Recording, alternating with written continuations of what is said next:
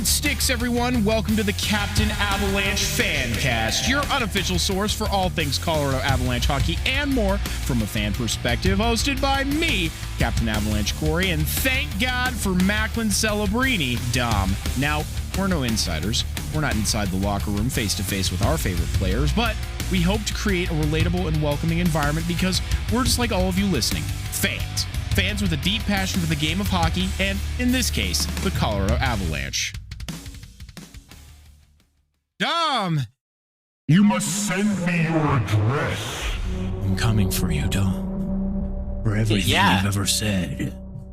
Okay, that went taken very quickly. I'm happy for you to come here and visit. I'll actually send it to you now before I forget, like a bad friend. I am supposed to ask you because I meant to ask you before going shopping yesterday, but you know what? Screw it.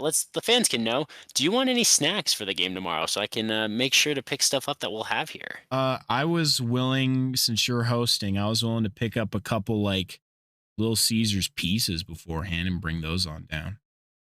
Hey, sounds good to me. If I'm cool with whatever. Any food can be game food, so whatever your heart desires, go for it. Because we also have some other snacks as well, so I won't stress too much. But I know I'd have some time after work I could pick up before you make the trek to me tomorrow. Well, I appreciate it. Well, I don't know, like I'm a very non-traditional kind of snack guy.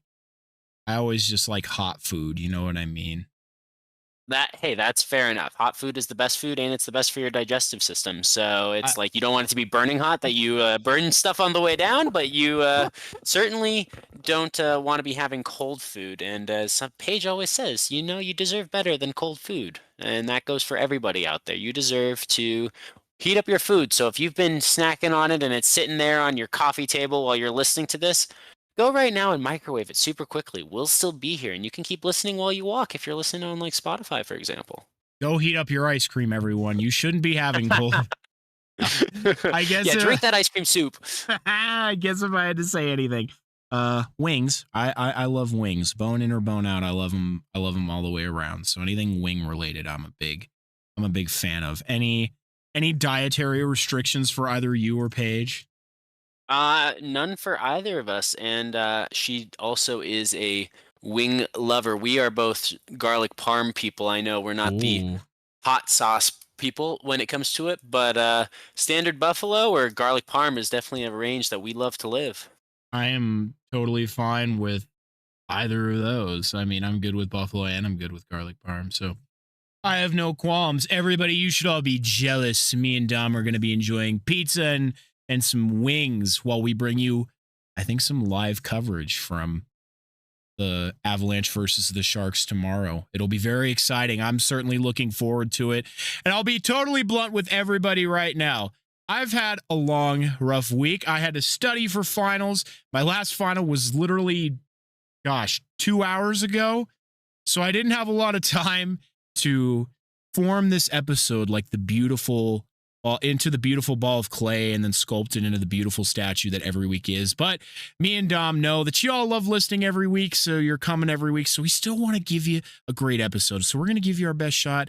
Dom's had a rough week too, but we're here for you and we're here for each other. And we love talking about hockey. So really, how hard can it be? How hard can it be, Dom?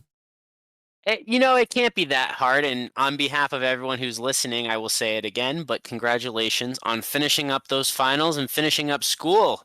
Moving on to the real world to join the rest of us. It sucks, but welcome.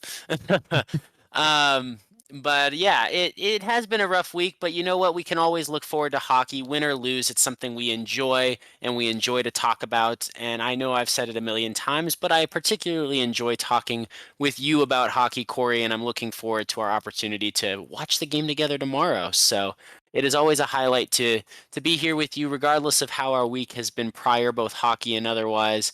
And yeah, thank you to the loyal fans who continue to tune in through the ups and downs as we do the best we can and continue to learn along the way.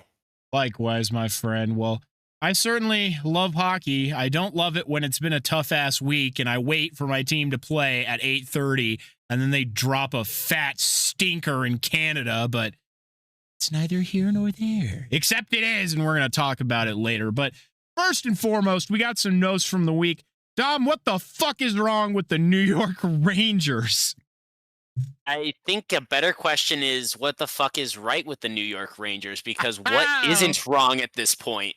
Yeah, I really can't say that anything is really going right for them at this point. Chris Kreider himself has said they're finding new ways to lose rather than to win. Nobody in that room is happy with Chris Drury, their general manager. It just all seems to be trending in the wrong direction. Not only that, they have Buffalo, who has gone on a 10-game winless streak, has more points in their last 13 games than New York does in their last 13 games. How about the fact that to pile insult onto injury, the worst team in all of the NHL, my apologies to the city of Nashville, shut out the Rangers with a 2-0 victory just a couple days ago. I did see that, and my heart broke inside for them a little bit because I just thought to myself after seeing that score, if it couldn't be going any more wrong before, it's certainly going more wrong now. Well, since we are a fan cast, I actually saw a post on Reddit, I know, cringe, but from a question that said, seriously, what is going on with the New York Rangers? The question was posed like this, and this was a few days ago. They won the President's Trophy last year and began the season on the right track with a 12-4-1 start. Since then, they have gone 3-8-0, now even more, and their wins were over the following teams: Canadiens, Penguins, Sabres. Not exactly world beaters, not even a mediocre team. What the hell is going on? And since we're a fan cast, I figured what better perspective than the top comment on this post being that of a fan. So they state, the team is checked out, except for a few young guys and the goalies. Elite goaltending covered up a lot of issues with the current core for the year, but now they are being left out high and dry. Almost no one is playing defense.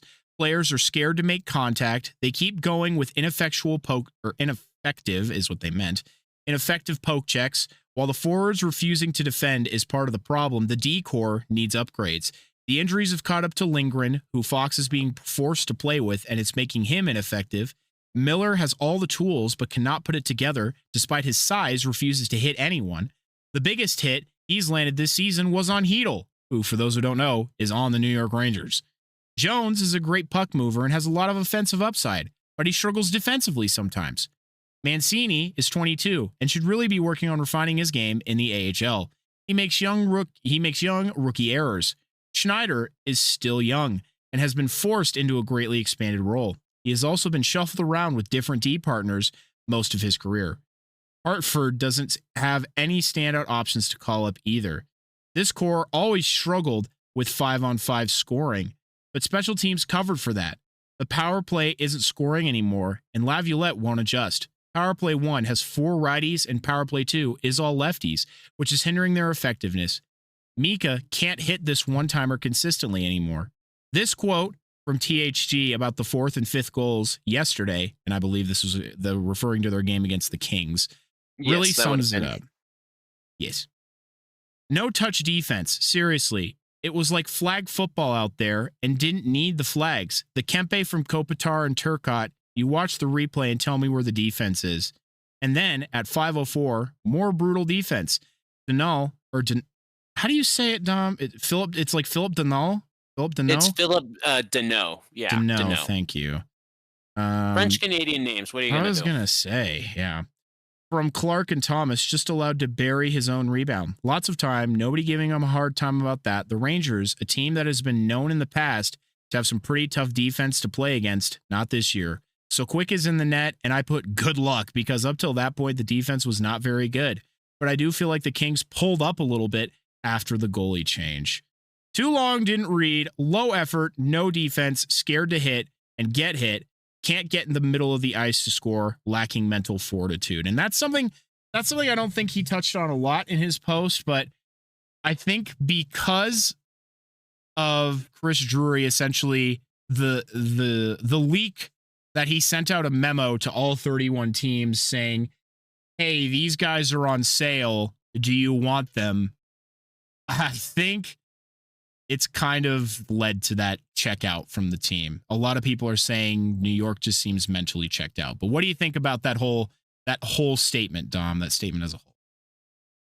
Well, I haven't seen enough of the Rangers games personally to speak to some of the other elements of what was said there, and I think I will take the word of a fan who's watching loyally. However, the mental fortitude I will speak to, or I wholeheartedly agree with. I mentioned it last week. When your GM is willing to sell the farm, to burn it all down and rebuild, and clearly does not care about his players. When you send your captain away, and you've been telegraphing since last season that your captain is on the trade block, that does not send a good message to a team that everyone is expendable.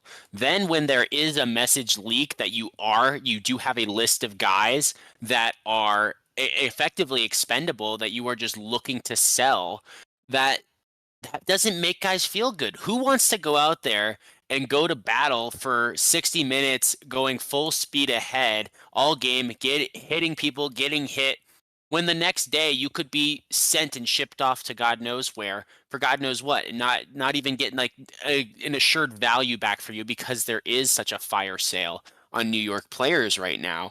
It does not instill confidence and camaraderie in a team. Who wants, like I said, who's going to go do battle for the general who treats them awfully versus the general who is not warm but uplifting, is a leader that people believe in and they want to fight for. The most effective generals are the ones who go into war and say some people are going to die, but they lead by example and they instill confidence in the bravery in their men, and that make them willing to take that risk to go out there and risk it all. And any competitive sport's the same way, especially one that's physical. And let's be real, there have been serious injuries in hockey. So when I'm making this metaphor to compare it, people have died. People have gotten concussed. People break things. It is not a low contact sport. It is a high risk sport. So do you really want to go out there and risk it in your life after hockey and moving? Like, imagine if you have kids as a hockey player, young kids, and then you know that just suddenly, without warning, you might be traded away. That's going to impact you mentally, and that's going to distract and not make you able to focus purely on the game or your love of the game.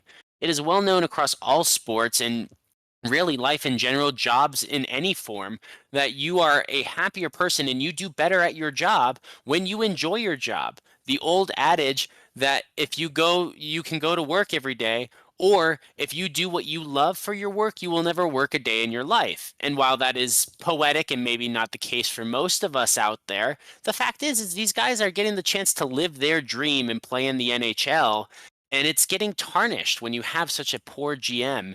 Not to mention, like you said with the memo, it's either if guys know their name is on the list, that's not going to help them play better, or perhaps worse, if the guys don't know who is on the list, they're all going to be anxious and just stuck in that state of not knowing.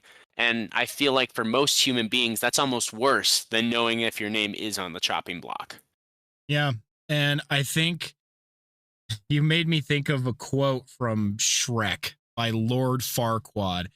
And what he says is, "Some of you may die, but that is a sacrifice I am willing to make." And that's exactly how I think the New York players are viewing Chris Drury right now, that he no longer cares about them as people, them as players, but now he's just seeing them all as assets. Well, you're not getting the results that I want, so it's time for you to go. And I completely agree with what you said. I think the biggest names are Kreider and Zibanejad.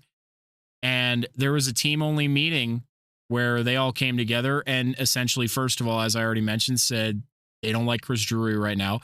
Because, of course, first of all, why would you, as you said, why would you even want to play? Considering trade protection means nothing. And, I see it both ways. I do. But how could you feel comfortable where even if you have some kind of trade protection, Chris Drury's like, okay, well, you can either waive your no trade clause or I'll put you on waivers so anybody can claim you. So either you get a choice of where you're going because you're going, or you get no choice where you're going. But either way, you're going. So what kind of message is that to a player? And yeah, I've said it. I believe I've said it before, but hockey is absolutely a 90% mental game, 10% physical one. If your head's not in the right place, and I think, as you said, that's the case with any job. If your head's not in the right place, how are you expected to perform? at the highest level. The only person, and they also said in this players only meeting, I'm going to say, is that they all want to be Rangers. The only person who said they wanted an out was Capo Caco, who, as we discussed before we started recording, got his trade. He was traded to Seattle today. Yeah, he did get traded to Seattle today, the latest Ranger to be chopped off the tree. But at least in this scenario, you know, if he wanted the trade, good for him, I guess. We aren't the Seattle fans over here on this podcast, so we don't Boo. have to go into that one much more. But yeah, I think there's a lack of faith being showed to the players.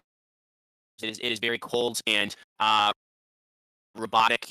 It is a mechanical approach, treating them like robots and like tools rather than as people, and having enough respect just to say man to man, hey, I need to see some improvement, and at least say, hey, we need to see some improvement. Talk to the team like a human being and say, hey, we need a certain deadline in a fixed amount of time. Then we'll start to have some trades opening up, especially when, like you said, the threat of just being dropped onto waivers and having no control on where you end up. And if you're thrown on waivers and there's teams like the Sharks at the bottom who are like, hey, we always need some more veteran leadership to support this young core we're building. If the contract is reasonable enough, or if we have the cap space, teams like that are going to go for it. The Predators, no one expected to be at the bottom. They might go for some of that talent. So but it's not necessarily appealing for these guys. So it's really it's just rude. It's disrespectful to not to have these players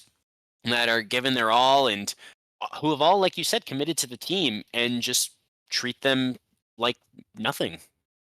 Because obviously this team, exactly. And I think the reason Kappa wanted to be traded was because he wanted a bigger opportunity, right? He gets healthy scratched after a game where he had a significant impact. And it's an odd decision. So I can understand his reasons for wanting to go elsewhere.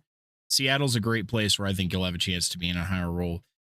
But well, and he's a good player that they traded for, if I'm not mistaken, only just a year or two ago. He's a high quality player that was traded for with high expectations as part of this future successful championship contending run that the Rangers were planning for this period. And it really does seem like they're just willing to burn it all down and start from scratch, which, speaking as a fan at the bottom, I don't advise. And I mean, this is a team that's not too different from when they made the Stanley or the President's won the President's Trophy and made the Stanley Cup run.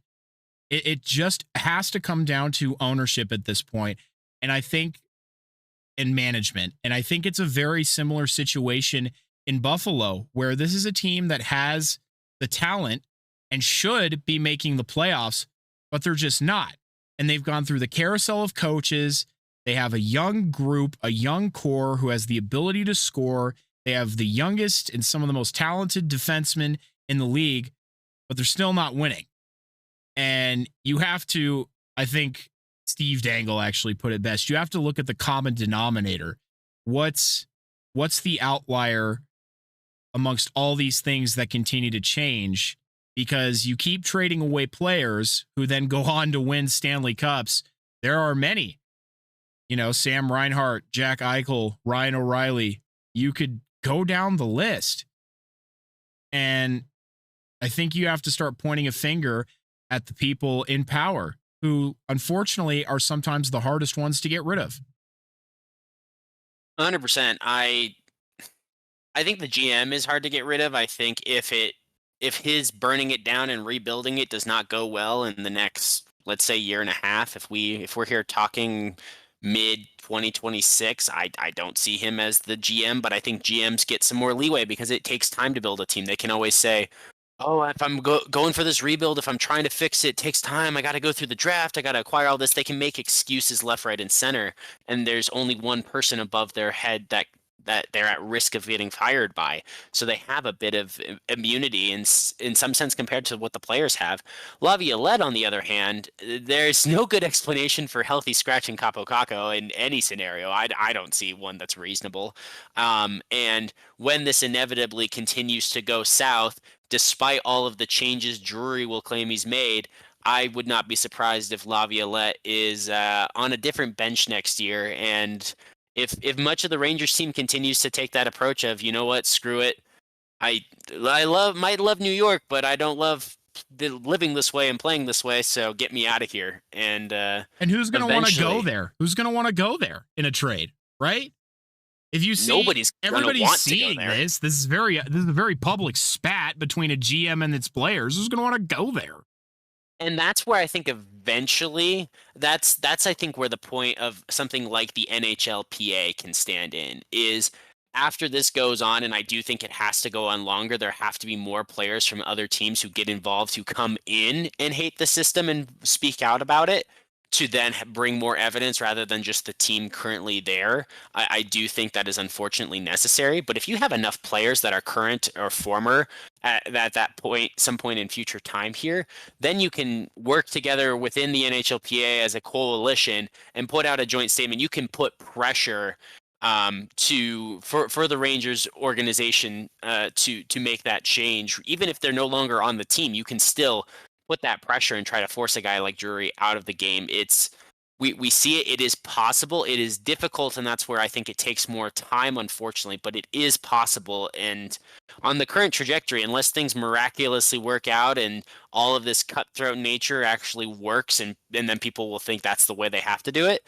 I don't think that's likely. But unless that happens, Drury won't be there forever. There's no way, because this is not how to run a professional sports organization. It is just not effective. It is the Oakland A's of baseball, where they don't put in enough money into their team. If you haven't seen it already, go watch the movie Moneyball. I think it's a great movie, but it is that type of treatment of your team where you are just treating it as a money-sucking business and you don't care about the performance on the ice. That's just not going to fly in a city like New York. When you play in MSG, when you play in front of those Rangers fans, this is a strong, proud franchise. It will not go on forever. There will be fans, there will be the city. It might not just be the players. There will be enough outcry, and eventually if fans start to boycott games, that's not necessarily an answer. That's just dooming your team to be stuck in an opposing building every game for even their home games. But it is an effective way to send a message to an owner that your GM is a problem. Yeah. And I think with the money spending part of it, you hit perfectly on the Buffalo Sabres, who have long been rumored, never confirmed, to not spend up to the cap. And it's a situation of, we're not going to spend to the cap because you're not giving us the results you want. But my counter to that is, how are you ever supposed to get the results that you want if you're never pouring in the funds to give the support to get those results? That seems so ass backwards to me. But gotta spend money to make money. That's how it goes. That is the whole basis of investment. You don't get something for nothing. So if you don't spend up to the cap, or if you don't maximize on your potential to do the best you can within the cap constraints, then you are putting yourself at a disadvantage towards other teams off rip. And that's not very sporting. Like, that's not showing a commitment to try to win. Exactly. Well, looking at the current standings, the Atlantic's an interesting beast because both Toronto and Florida are tied at 40 points apiece, and Boston's at 37 points. But then in the wild card, you have Tampa and Ottawa, who are knocking on the door of that third spot. I believe Ottawa's in the Metro, though, correct? Correct me if I'm wrong. Ottawa's in the Metro. Nope, Ottawa they're in the Atlantic also. Yeah, is the Atlantic, yeah. So, I mean, they're both knocking on the door for that third spot, but then you have a bunch of other teams literally within a couple points, including Pittsburgh, of that other second wild card spot. So the East is just weird looking right now, whereas the Metro's a little bit more separated. You have New Jersey at the top with 45 points, although they've played 3 more games than both Washington and Carolina, who are sitting kind of right behind them. Washington's only 1 point behind. But I mean, there is a chance this year that no New York team makes playoffs, because New York Rangers and Islanders are both tied at 31 points on losing streaks, obviously. And Buffalo is sitting fat at the bottom of the East with 26 points. Columbus is ahead of Buffalo at this point. And then Columbus is at the bottom of the Metropolitan nonetheless. So that is, even the bottom of the Metropolitan is still not the bottom of the East by multiple teams for that matter. Which is just remarkably sad. And then you look at the West, Winnipeg has once again taken over the top spot, but they've played a couple more games than Minnesota, so it's likely that Minnesota can catch back up. Dallas is, of course, sitting in that third spot. Thankfully, we are still only 2 points behind Dallas. However, I want everybody to be fully made aware of this because it's something that I have to accept, that there is a real danger that the Avalanche do not make the playoffs this year. Am I saying that because I don't think it's going to happen? Yeah, I still think the Avalanche are going to make the playoffs, especially with this new goaltending tandem. I think we'll be okay. But we have been put in such a shit situation that the best division in the league is our division. There are 3 powerhouse teams above us, not to mention Utah and St. Louis are on the rise right now. So we cannot afford to be dropping games, which I'll get into here later, but I just wanted everybody to be well aware of that. But in terms Really of this, quickly, yeah, there is a legitimate risk, and I think part of the problem is, for better or worse, the Avs aren't making it to OT. They are 18-15-0. So there are no OT losses that can be stated there. They have 1 shootout victory, so they have 17 regulation or overtime victories, but they're not being able to snatch a point in any of those losses. They have 15 losses, whereas tied on points with them, Calgary only has 15 wins. They have and 11 losses, but they have 6 OT losses. That's 6 points that they're still bringing in. Even if they don't have as many wins as the Avs do, it is a legitimate risk when those teams are competitive and forcing overtime. Just it gives them guaranteed points game in, game out. exactly. You have hit the nail on the head, and we can expand upon it a little more. But to say it's been a particularly exciting week for either of our teams would be a bold-faced lie, although you may see differently. Unfortunately, what we're both seeing is more goals go in for the other team rather than ours. Thank goodness we both have current or future superstars on our team. With that in mind, while I frantically finish putting my notes together and pulling my lasagna out of the oven, it's time for In the Tank with Dom. Well, thanks, Corey. I hope the lasagna and the notes go well. I will do my best to move through my notes at a reasonable pace, since I don't have as much as always At a medium to pace. say. Fun fact, did you know that the score in all 3 games this week was the same, although the outcome was not the same for the Sharks? Every game I cover this week, all three of them, the final score was 4-3. So, more goals in the games, but small differentials, which means smaller margins. Unfortunately, for a team like the Sharks, that means their small errors cost them a lot more. Now, I'm going to start with a positive, and this is a positive that Avs fans might either appreciate or hate, so we're going to get it out of the way first. And it is the fact that Kovalenko has proven to be a very much winning piece for the Sharks side of the Mackenzie Blackwood trade. He has scored 5 points in his first 4 games for Team Teal. Actually, all 5 of those points coming in this week's 3 games. So 5 points in 3 games. Yes, they are all assists, but he is showing up and he's playing well. He's playing with Celebrini or Toffoli. Celebrini, it's working. It is an electric line. That line has either on the power play or just in regular 5-on-5 scored, I want to say, legitimately over half of the Sharks' goals or points, I should say, not just goals because of the assists as well. They've scored over half of the Sharks' points for individual players this week alone. So despite losing Blackwood, and that has been apparent, and I'm going to talk about the goalie numbers here quickly afterwards because they are putrid. The offense has improved, and there is some consistency, and the power play is finally scoring goals. In fact, the San Jose penalty kill, which was top 10 previously when we last spoke, they have conceded 2 power play goals in each of their 2 home games this week, their last 2 games played. However, it seems, though, that the Sharks special teams have swapped places and made a 180 because for the first time, I think I've been able to say this since we've started talking, the Sharks have a power play goal in every game that I am covering this week. And Kovalenko has stepped right in and been able to help. They've been smoother with their passing. The offense is starting to click with more consistency. It is not as much, or at least this past week, it has not been those really bad games of last week where the offense could not be found anywhere and the defense wasn't available for assistance either. So at least if the Sharks continue to show this improvement offensively, the rebuild can focus on the defense, which we know is a problem, and get Askarov in net. Now, why do we need Askarov in net? Well, the answer is because we have 2 starters, and neither has a GAA less than 3.5, nor does either have a save percentage above 900.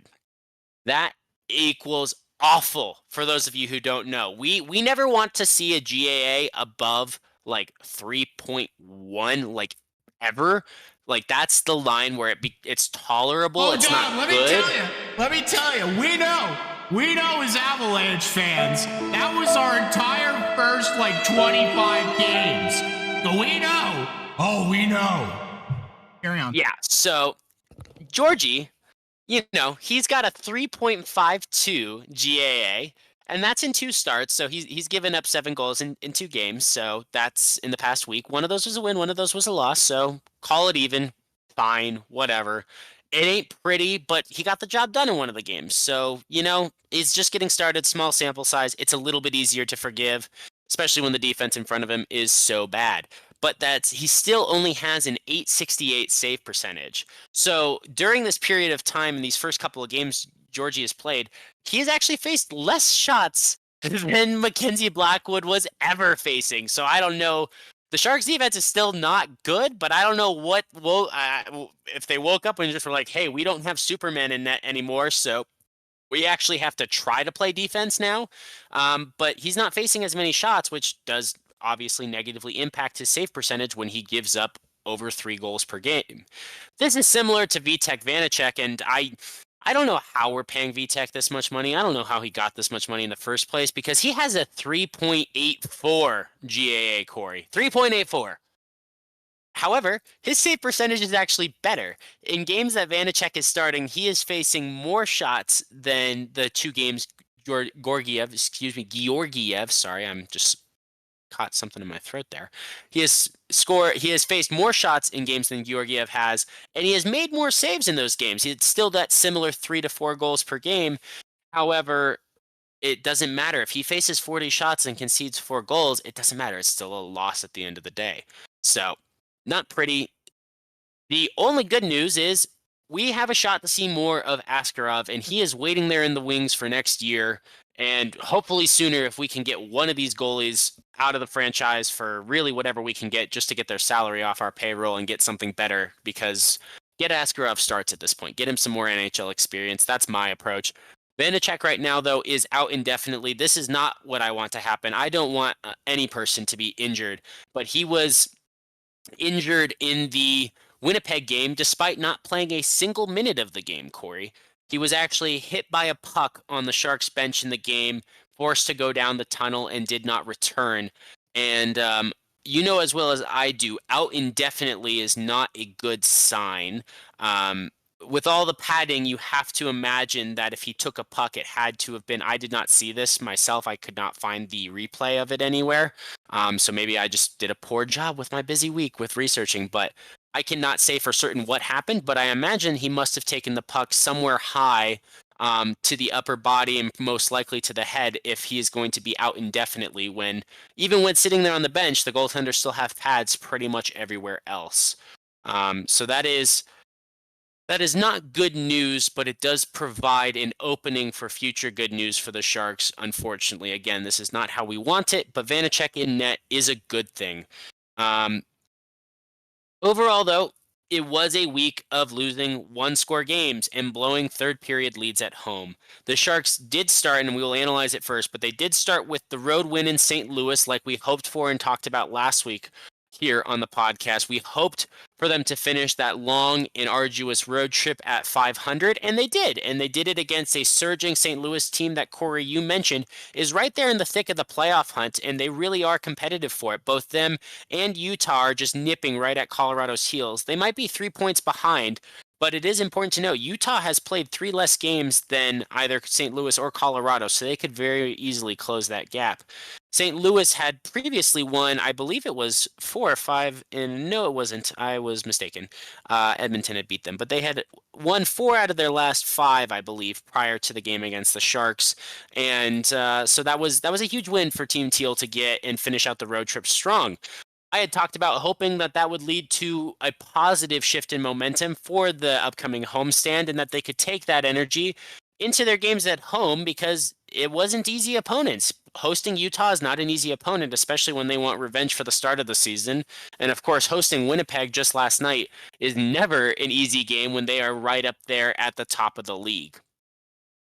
Before I get into the game by game analysis, Corey, do you have any questions or anything for the Sharks in a general capacity?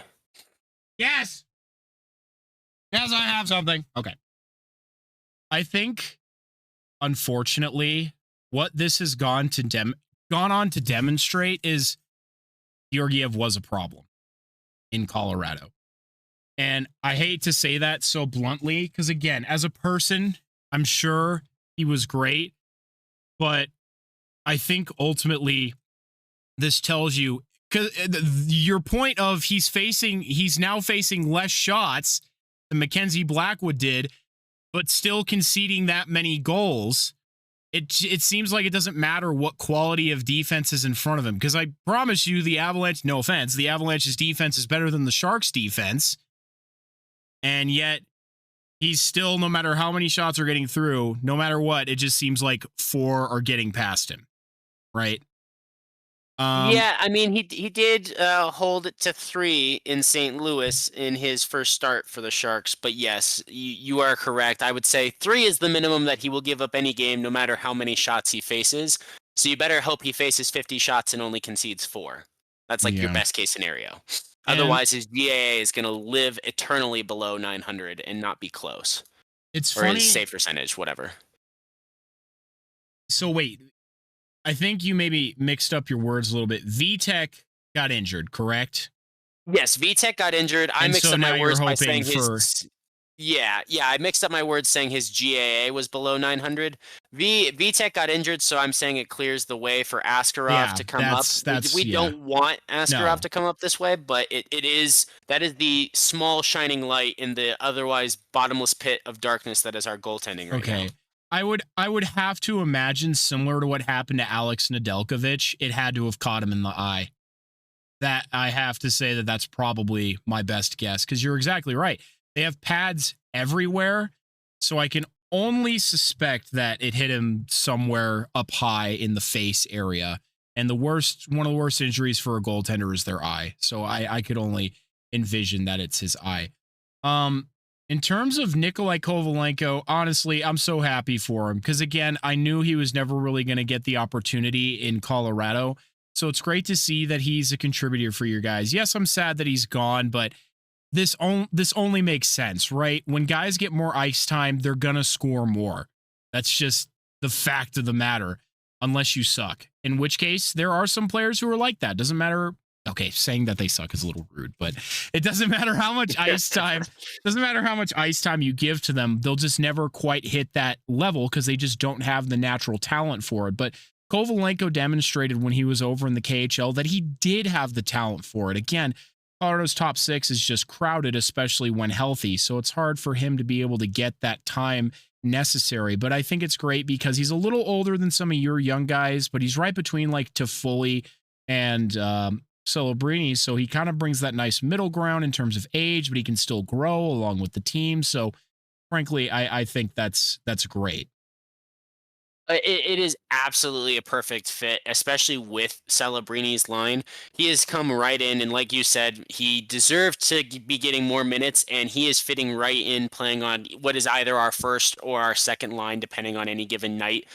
Depending on who is in the starting lineup, because we will sometimes see Celebrini as the starting line, and we'll sometimes see Granlund as the starting line, and we'll sometimes see them thrown out there together just for the odd once-over. So the fact is that he's jumped right into our starting 6 and made an immediate impact. I completely agree that this is deserved for him, and he had that potential, but I think this is the guy that if he keeps up on this pace, I want him to get a sizable contract. I like sizable, maybe not in dollar signs, especially if he's not putting goals on the board, but in length. Yeah. Lock this guy down for the future because you have this young core that you're building. He is on the younger side, and he's already fitting in and playing really well together with Macklin, Celebrini. And during this time when Will Smith is out, he is serving as a better Will Smith on that line. I can only imagine when the three of them would be on a line together in years to come, be very young, dynamic, and fast, which is a recipe for success. When you have all of that talent coming into their own, almost ahead of schedule, if you will, thinking about their age, that is a huge potential risk and something to watch for the league. That could be one of the best lines in the league next year, or if not, like when Will Smith is healthy, I believe even sooner. I think it is a really dynamic line. Like I said, they scored a lot of points this week as a line, and he fit in right away. So I have a lot of hope for his future, and I really hope San Jose gives him a longer contract and recognizes that.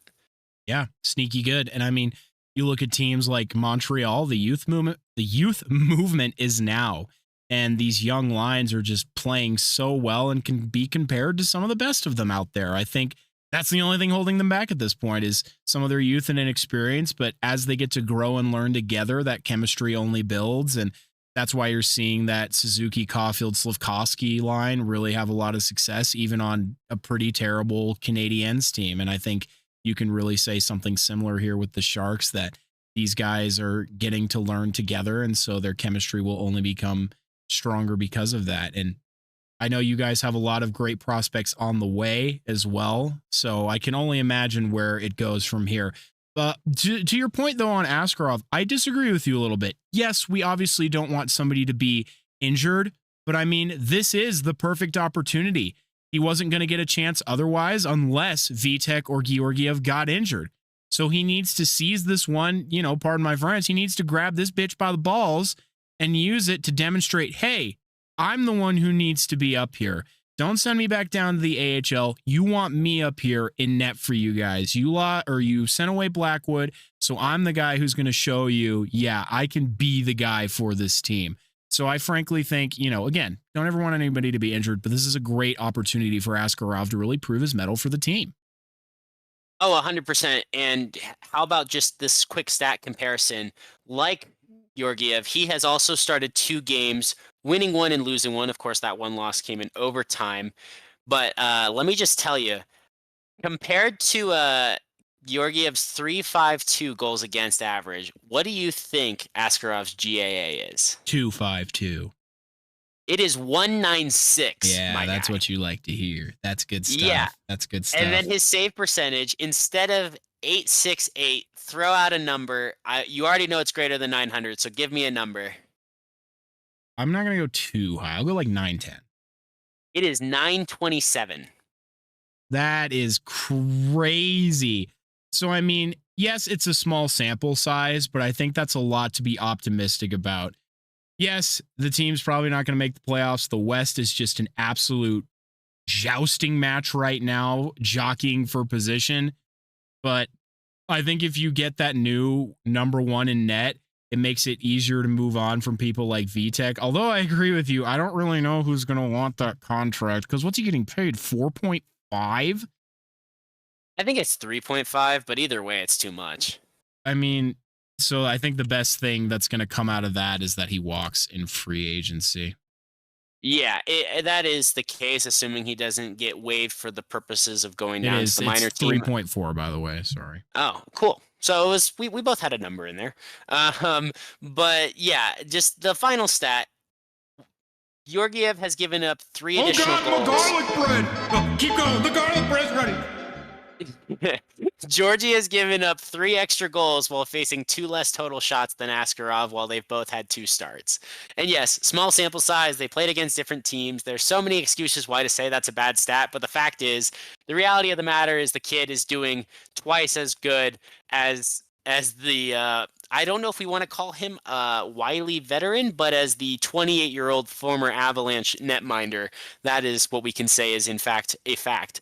And Corey, you're absolutely right. It is the opportunity for Askarov, and this is really going to decide if the Blackwood trade was a win or a loss. And I've taken the approach that It is a loss for me emotionally as a fan of Mackenzie Blackwood, but it is a win for the Sharks overall. However, if this Askarov gamble does not work out and Blackwood was playing really well and is in his prime right now or coming into his prime, this it is still early and there's more time for Askarov to develop. My only fear is if he has a rough stretch of games early that wrecks his confidence. So he really, every person, the Sharks fans, the Sharks franchise, the man himself, need him to come in strong and take over the net in these games, because that is why they were willing to trade, or they were so emboldened to trade Blackwood and take advantage of that opportunity they had. Yes, he was going into free agency in the new year, and you could get a good return for him right now based on his potential. He is still unproven in the playoffs, but it was because you have Askarov just waiting for that opportunity, who was traded to the Sharks because he wanted that opportunity to be a true number one goaltender. So now you are right. This is his time to come up and take it. I hope he does. The only thing I was saying is, and you said it too, we don't want it to happen because of injury, but that's the way of the game. And Vitek was not going to be on this team after this season anyway. So it's really not a loss in that sense. We just never wish injury among any players, especially those on our team.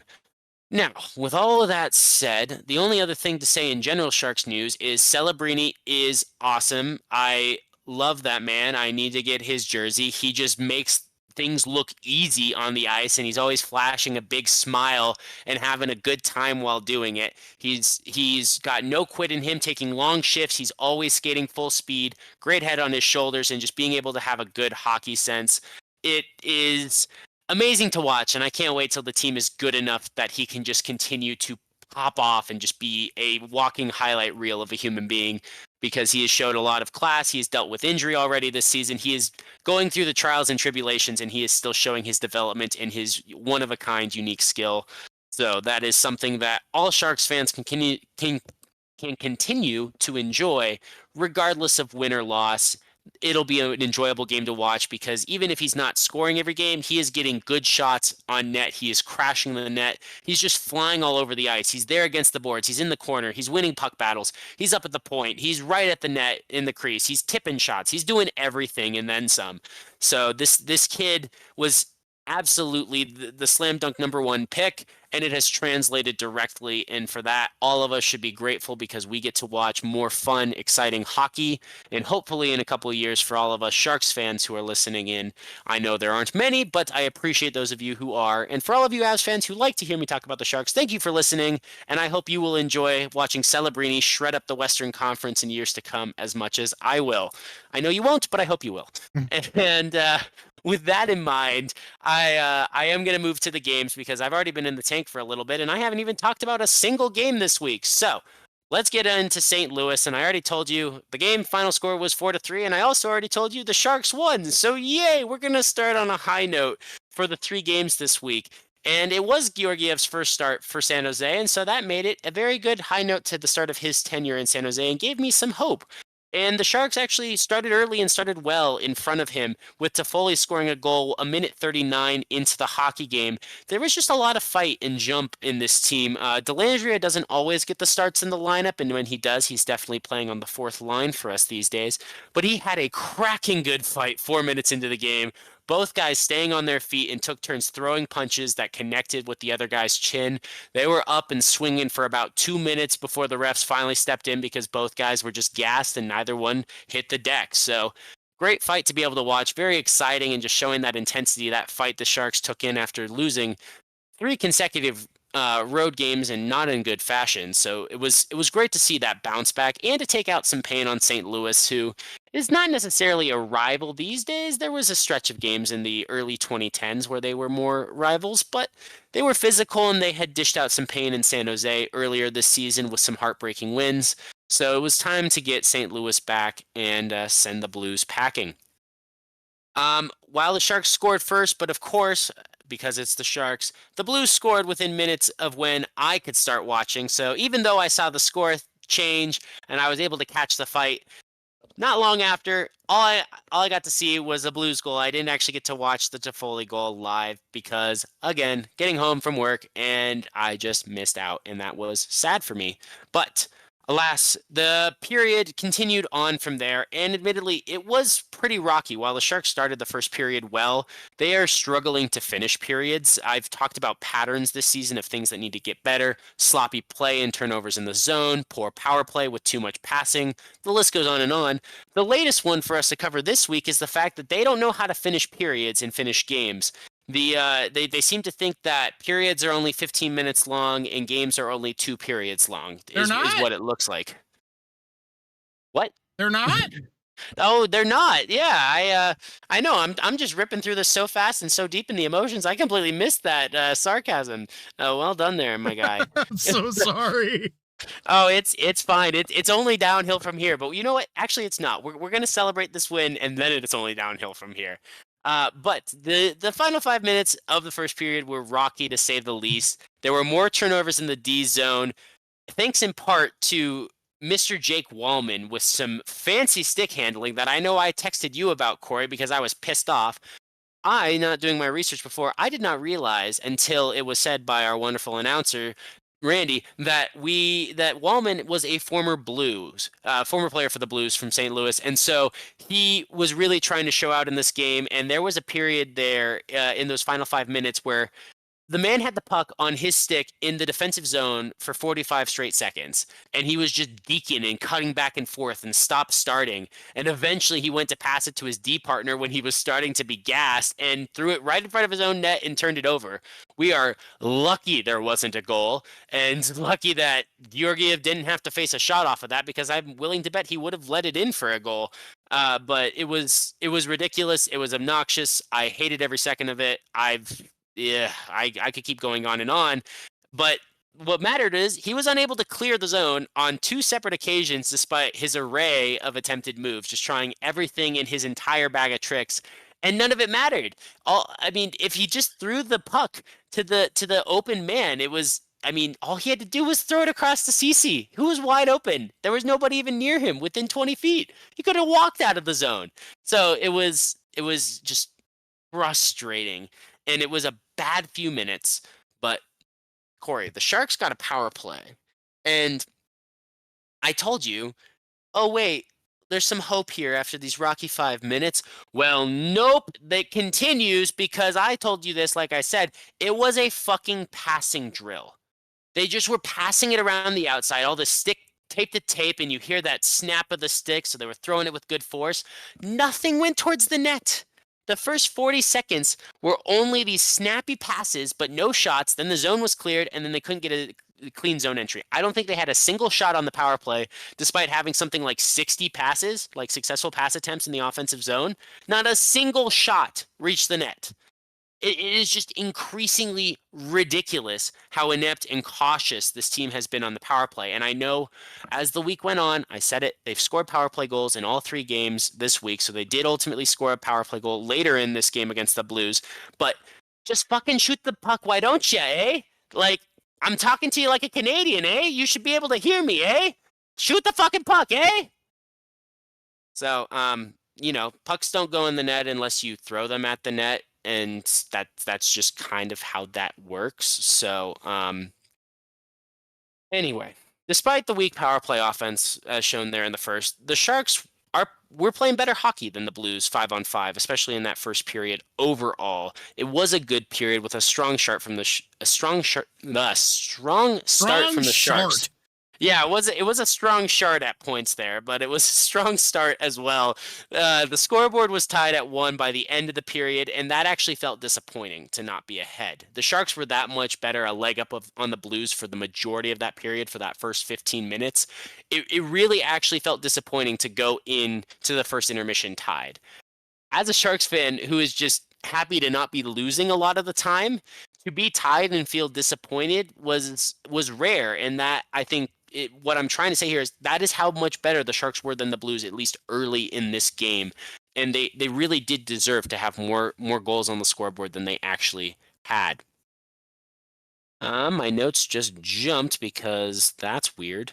However, let's get to the second period. And the Sharks did finish the period. So after their power play and passing drill, as I said, they did finish the period down a man, and that meant they started the second period with penalty time to kill off the clock.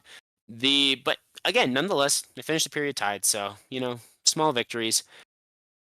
That power play ultimately did not matter, and that's why I can say small victories. It was really an afterthought. Nothing happened at the start of the second period, except Nikolai Kovalenko. We go back to him as he scored his first Sharks goal in his second. He nearly scored his first Sharks goal. It went off the post. The first time I saw it, I literally have in my notes, I thought it went in, and then I said in my notes here, oh wait, it didn't score, he hit the post. So thanks for going on that journey with me, because that's how it felt in live time. But the Sharks did have shortly after a great zone clear to create a 2-on-1 opportunity, which Celebrini wasted no time in putting the puck into the net for a goal and a Sharks lead. God, I cannot speak today. It was his second point of the night. Yeah, it was his second point of the night for Celebrini after having the primary assist on the initial Toffoli goal. And in fact, this was a pretty funny goal. He was actually trying to pass it across to Toffoli again to put his second goal in, but it bounced off of the sliding Blues defender right off his right hip. And it bounced right back to Macklin, who could just smack it home. No chance for Binnington there because he was off his line, off his mark. Easy, plenty of room, top shelf for someone as good as Macklin to pick his shot and put it home. And after the goal, like I said, it was a strong first period, but after the goal, the Sharks showed even more jump. Kostin and Granlund nearly combined for a third Sharks goal, both behind the over-aggressive Binnington. So both players were behind Binnington, and they just couldn't connect on the final pass. It was 2-on-0, but they were forced wide by the last defender who was cutting back. Binnington was too far out of his crease, and it just bounced. It just barely bounced over Granlund's stick. It was such a close opportunity. Great play, just unable to connect on the final pass. So we're seeing other guys getting involved. We know Granlund is really good, but Klim Kostin has been enjoyable to watch and someone who I don't think gets enough appreciation. Unfortunately, he is injured right now as well. I don't believe he is formally on IR, but it seems like every week we have someone else who's swapping places because of injury, and sometimes that's how the NHL goes. I understand how that feels. Yeah, it is the way the NHL goes sometimes. What I did say, though, or what is important about this game, is it was a much more exciting game to watch, especially compared to the previous blowouts that the Sharks had experienced. And so they exercised some demons here and played a good game, played a better game than St. Louis did, quite honestly. And ultimately, Macklin scored his second goal and third point on the night with only 6 seconds left in the second period. This was his second career power play goal and his 10th goal of the year. That is correct. As a rookie, Macklin Celebrini is already into double-digit goals, and I want to say 20 games played because of his injury. So that's just take that in for a minute and just think about that, Corey. Like, does that stat sound amazing to you as it does to me, or am I just biased at the fact that Macklin is averaging a point per game as a rookie? Say the stat one more time. He has 22 points in 22 games with 11 goals to date. Wow. No, I don't think that's shocking at all, because when you bring and I mean, sometimes it takes some time. You look at Jack Hughes and it took him a while to get it figured out, but when you're a struggling franchise and you bring someone in to be the next generational superstar, this is just what you expect. Now, I don't think it's always fair when we expect 18-year-olds to be hitting a point per game.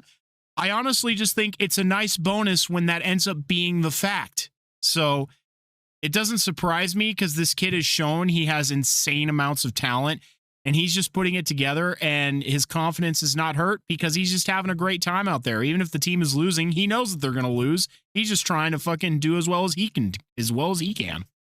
He really is trying to do as well as he can and put the team on his back, but you're absolutely right. He has not been negatively impacted. You don't see it on his face when they lose. I think some of the blowouts from the previous week, there was some impact, especially for the younger guys on the roster, just being humiliated 8-1 in a game. It has that impact on you sometimes, and I think they showed up in this game, and he showed a lot of fire and fight, and I think he continues to keep trying to put the team on his back, but you're right. He's he's understanding that this is not the time that they're going to win. So this is him getting himself settled in and putting the NHL on notice, which worst case scenario, if people start paying more attention to him, it's only going to open up more ice for the other guys on the ice. And he has been working and improving his assists. Like I said, he has just as many assists as goals.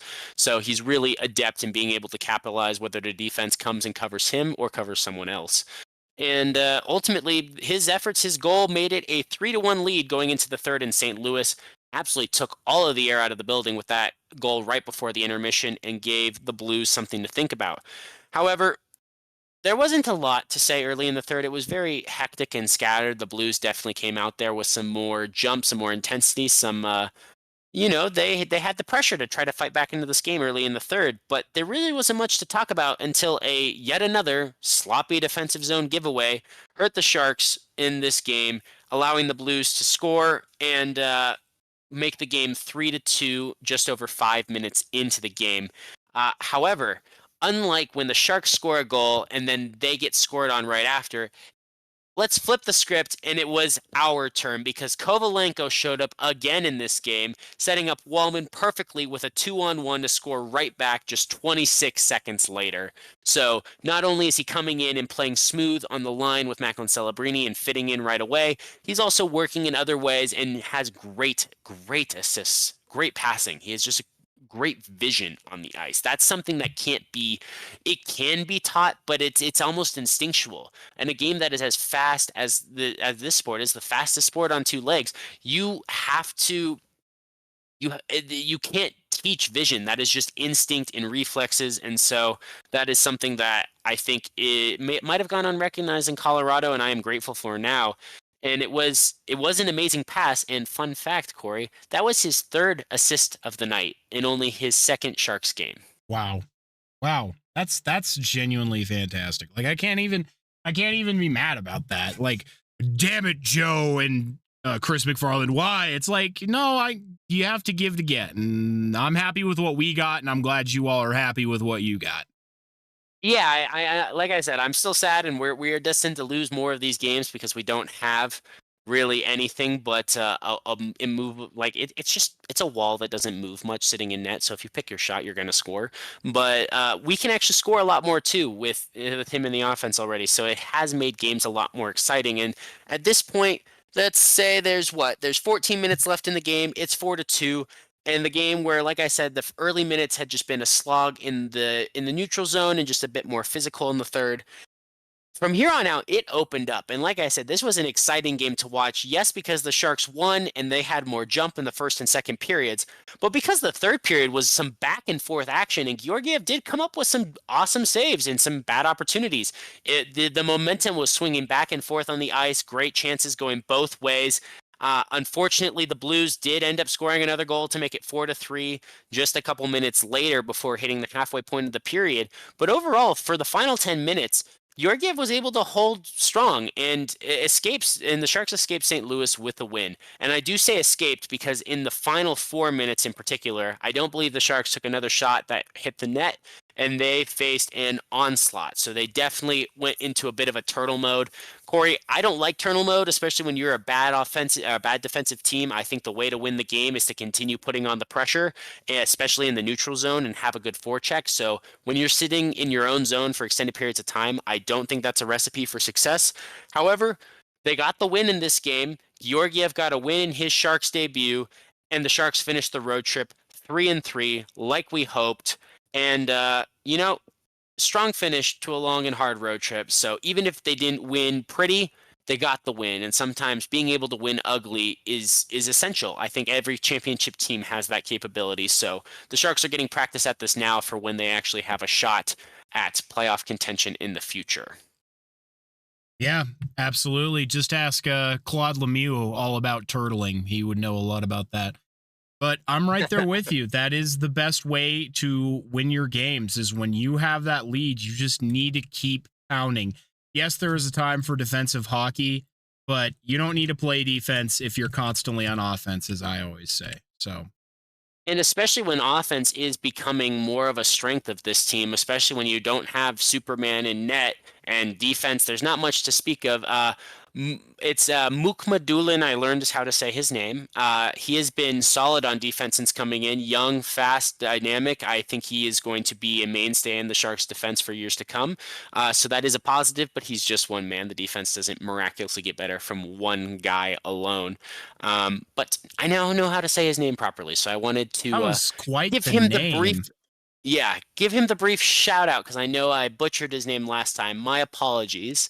But because I don't want to be in the tank forever and the show must go on, moving along to the game against Utah and back in San Jose, after the last time the Sharks played Utah is when they got their first win of the season with that miraculous, I think is fair to say, that comeback to win the game against the hockey club and quite honestly embarrass them in front of their home fans in a way that they probably hadn't experienced in Utah before. The Coyotes in Arizona, they probably have seen it before with that falling apart in final 5 minutes of the game collapse, but the new fans of Utah, we gave them quite a spectacle early in the season, and they were intent on paying that back to the fans in San Jose with their opportunity here. The Sharks did not start this game well. The defensemen were having to skate backwards a lot. They were very much on their heels. There was not presence in the neutral zone. Forwards were just getting out of position and stuck behind the opposing defense, but without the puck. It's great to be behind the opposing team when you have the puck and can get opportunities on net. When you are on defense, that is the absolute worst place to be. You want to keep the puck in front of you, not behind you. And really, there was not good support from the forwards, and Utah controlled the neutral zone for almost the entire first period. It was really tough for the Sharks to make clean exits from their zone, let alone clean entries into Utah's zone. I do have to say, though, pardon my cough, Alex Wenberg was able to rip one home, top shelf glove side, with 5 minutes left in the first. So it felt like a very similar to the game against Ottawa, where they capitalized on their limited opportunities against the Sharks. The Sharks started this game trying to do that against Utah. And it was a good play and a very veteran play, two veterans combining with Barclay Goodrow filling in or jumping into the center role instead of his regular left wing, driving the defense back through the middle a little bit and using a drop pass to set up Alex with a clean, natural shooting lane to rip it top shelf glove side, as I said. Also, Granlund was able to rip one home off of the glove and in the net from right along the red line. That was actually in the second period. So the Sharks did score some goals earlier despite the poor play and have a lead, have a chance in this game.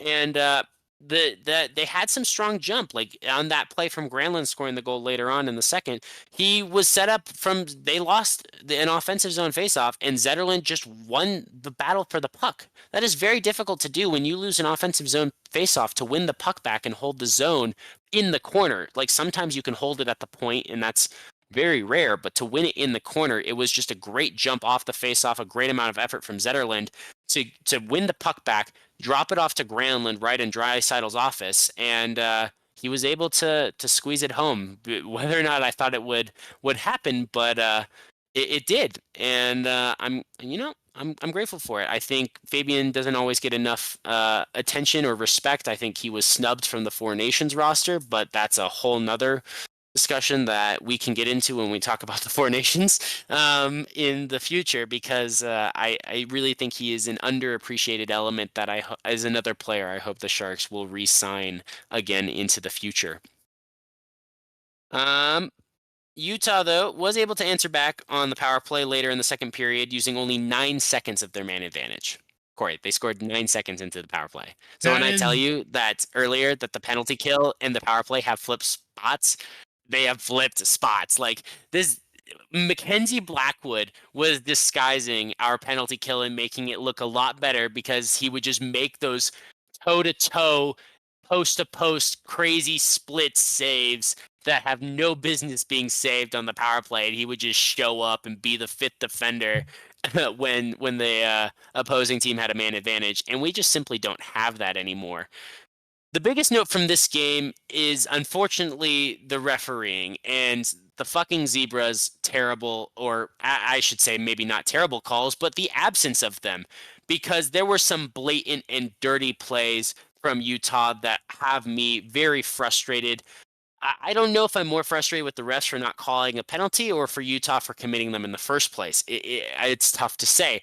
But when Celebrini, when your superstar that we're talking about gets a cross check and a push full arms extended from a Utah player, I didn't catch his nameplate. When your hands are on the opposing player's back and you push and extend your arms and he goes head first and knees into the boards, that is called boarding. That is a dangerous play that should come with a fine from the NHL. Go sit in the box and pout because you were a bad boy. And not a word, not a thing. The refs didn't give a shit. Despite Celebrini being the superstar and going hard into the boards, thankfully he is okay. It was a cheap play, and I think if Celebrini hits the boards any harder or any more awkward, he's injured, and unfortunately that would be the only way a penalty would be called. I think this is something that the NHL need to work on with boarding, is if they are committed to protecting players and taking dirty hits away from the game and playing clean, albeit hard, so you can hit hard, just hit fair hockey, then you can't only penalize players when boarding results in injury and players being eliminated from the game. That is too much of punishment after the fact to actually eliminate the crime. It was clear, it was obvious, and Corey, I don't know if you saw it, but I need to stop talking about it because there's more dirty hits I have to talk about. I did actually see it. It was not good. I mean, the plays always look worse in slow motion, but it doesn't really matter whether you played it in normal speed or slow motion. It was a bad hit. And I think really there just needs to be a reevaluation of refereeing all around. Yes, they are human beings. Yes, they make mistakes. But for example, did you happen to see the play that happened? I think it was Anaheim versus Columbus. Provorov hits the Anaheim player in the back as he goes in and scores. So the Anaheim player scores. Provorov cross-checks him. Provorov, Columbus defenseman, cross-checks him from behind, sends him into Columbus's goaltender after the puck has gone in, and the Ducks player was called for goaltender interference. What? I did see that one. What? I did see it. Goaltender interference, we've already had this debate too. If you are pushed by the defensive player and into the goalie, then the goal still counts, or that's how it used to at least a year ago. So clearly, not only do they need to evaluate the dirty hits or what constitutes a fair hit, they also need to reevaluate how and clearly define how they're referring to goaltender interference, because a year ago that would have been an obvious goal and potentially a power play if there was a challenge for goaltender interference on the play. Really cheap. I thought it was a very unsportsmanlike play. We don't see unsportsmanlike conduct penalties very often. It's just a 2-minute minor, but I would argue it was worthy of that for that cheap shot late in the play. Really, the puck wasn't across the line yet, but it was right there. It was right there. So I did see that. I thought it was, I think bullshit is a good word for it. And I'm no Ducks fan over here, folks. Like, that is a California rivalry that goes back a long time. I'm not a Ducks fan, but, that was a Ducks goal. I don't care what anyone says. Well, I mean, it would still counted as a goal. That's the whole thing. The goal counted. It just doesn't make any sense. Because, wait, they still counted the goal even though they called goaltender interference? So it wasn't a matter of, like, challenge on the play. It's that the play happened. So the Ducks player scores, right? This is the order of events. The Ducks player scores. Provorov cross-checks him into their goalie, into the Columbus Blue Jackets goaltender. Ducks player goes into the Columbus Blue Jackets goaltender after the puck has crossed the line and is credited with the goal, but is also given a goaltender interference penalty because he got thrown. That was the ref's call. It was nobody else's call. It was the refs. That's horrible. Like, that doesn't make any sense. It makes no sense. I mean, the only thing I can think of is if they think it's like a flop, but that doesn't make sense. But then they would have called that. They would have called embellishment, and it's not a flop. You watch that play in full game speed.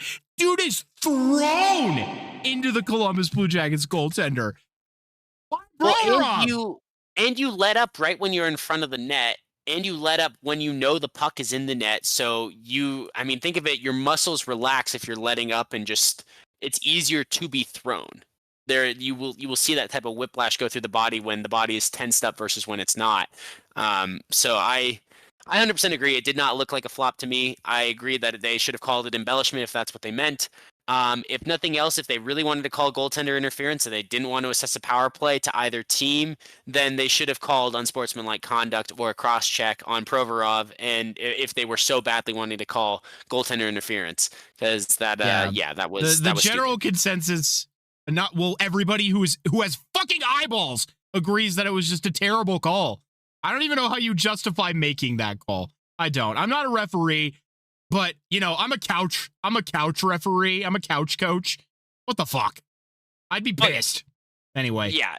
It's not even our team, and we're both pissed about it. Because it's stupid. Because it sets a terrible precedent, right? Like, we already don't know what the fuck goaltender interference is. Now guys are getting called for goalie interference because they were fucking thrown into the other team's goalie against their will? Like, what? There's some WWE shit going on right there. Literally, though, you watch the replay, and this motherfucker flies through the air into the Columbus Blue Jackets goaltender. I don't know how the goaltender wasn't hurt on the play. And that's on Provorov. Like, dude, your goalie gets hurt. That's on you. You sent the man into him for no reason. The goal was already in the fucking net. Yeah, and we talk about how teams all the time try to stick up for their goaltenders. There's great compilations on YouTube as well for that specifically if you're into that type of thing. Yeah, so it's very ass backwards is a great way to refer to it. In news of not only calls that were made poorly, but calls that were missed, the other dirty play that happened in this game, this one was later in the third period instead of the second, but Granlund took an elbow to the head. No reaction from the officials. No illegal head check or illegal hit to the head. Nothing. Just skating through the neutral zone and takes an elbow whack backhand to the side of his head. These officials have to be blind. Like, Corey, you and I just need to get to the rink, practice our skating, go out there and be zebras, because then we can go see more of the games up close and personal, and we can get these calls right. Seriously. That just sounds like what we have to do. And to all of our listeners, if you like to skate, you're probably better at skating than I am, unless you skate backwards, because then that is one thing I can do. I can't tell you why, Corey. I can tell you why, but it's not matter. It doesn't matter right now. Skating backwards is easier. I stand on that. But you're not the only person who skates who has told me that, strangely. I also just learned to skate backwards first because my dad was a goalie and defensive minded, so that's more of what he taught me. So my sister would skate forwards, I would skate backwards, and we would race. that was my childhood when we very rarely got on the ice. I do not have good balance on the ice for everyone listening, so when I go backwards, it's easier for me to get my weight balanced over my feet, I guess.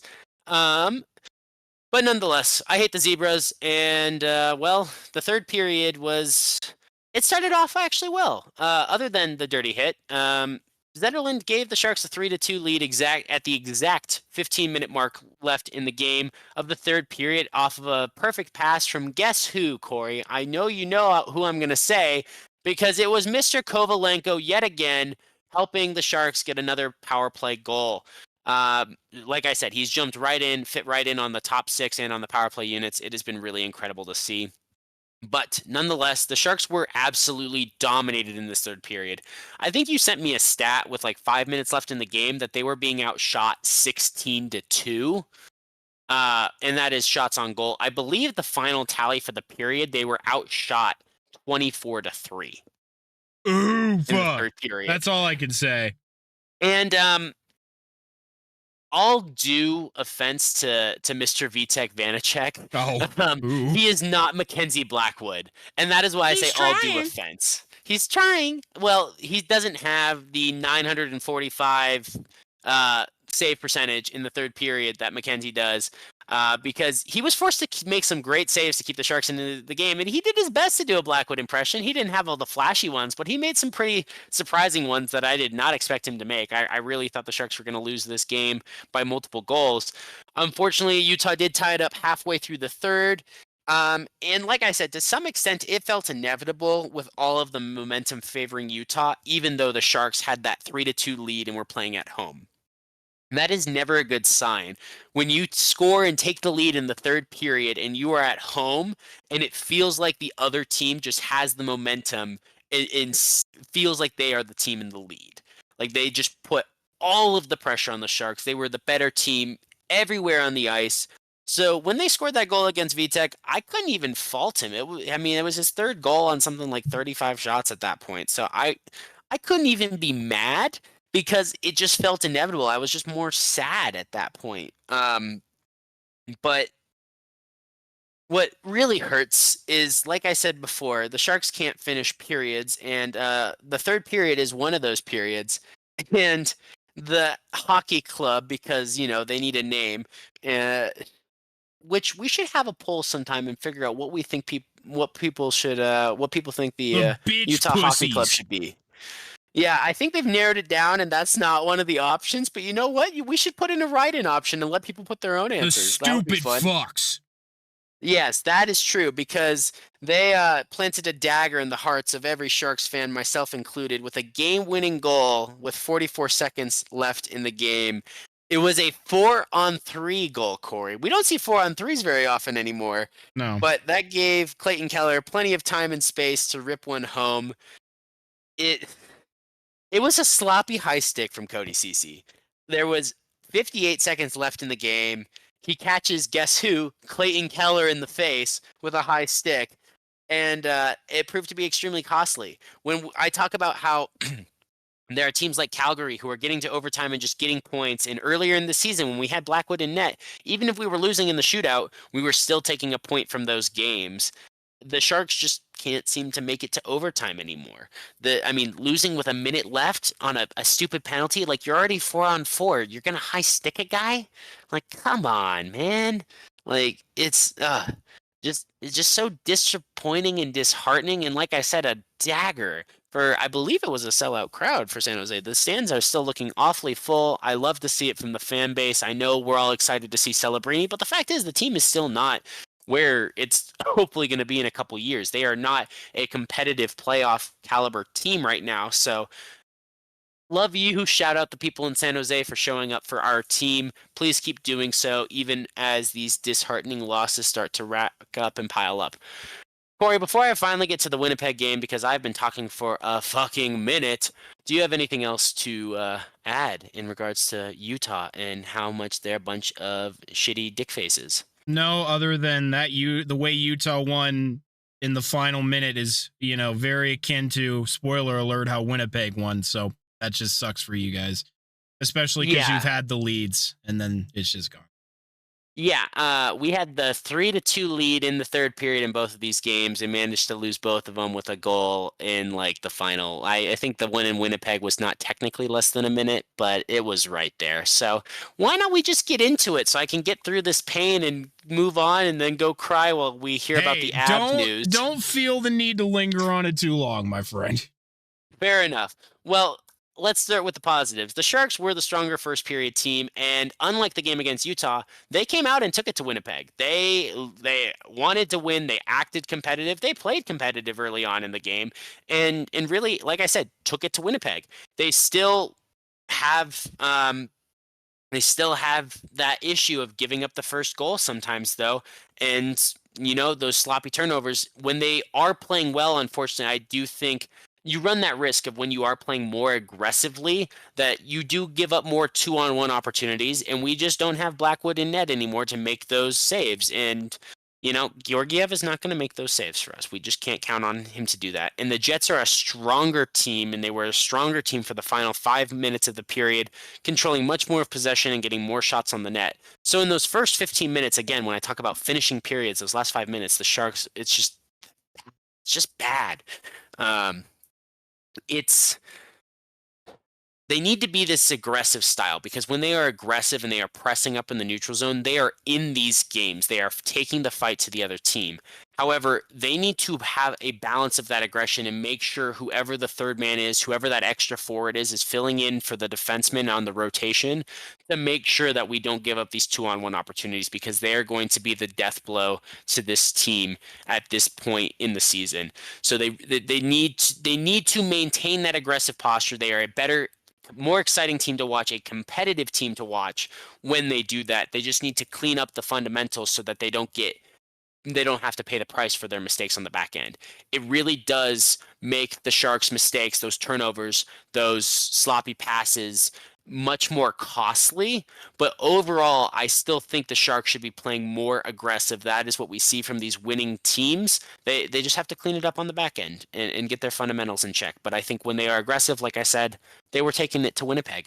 And similarly, when they were aggressive early in the second period, Toffoli was able to tie it up with assists from, guess who? My favorite two people to talk about, Macklin Celebrini and Nikolai Kovalenko. God, I'm going to love saying those names together for the rest of the season. It is enjoyable to watch. They both had great passes. Macklin was actually fighting off a hit, taking a hit while being able to pass it with only one hand on his stick to set up Kovalenko, who had a backhand drop pass from behind the net to Foley, alone in front. Great work. Great chemistry from the three of them.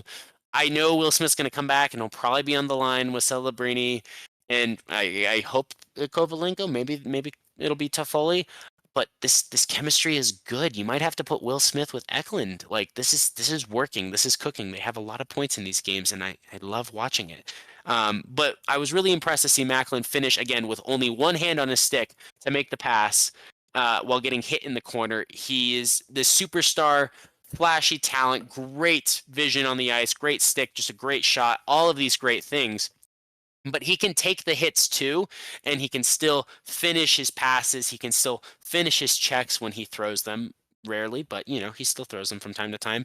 So he's just a good all-around player, and I know everybody knows this, but I want to sing his praises because he's the real one thing that the Sharks, on behalf of all Sharks fans, we have to praise.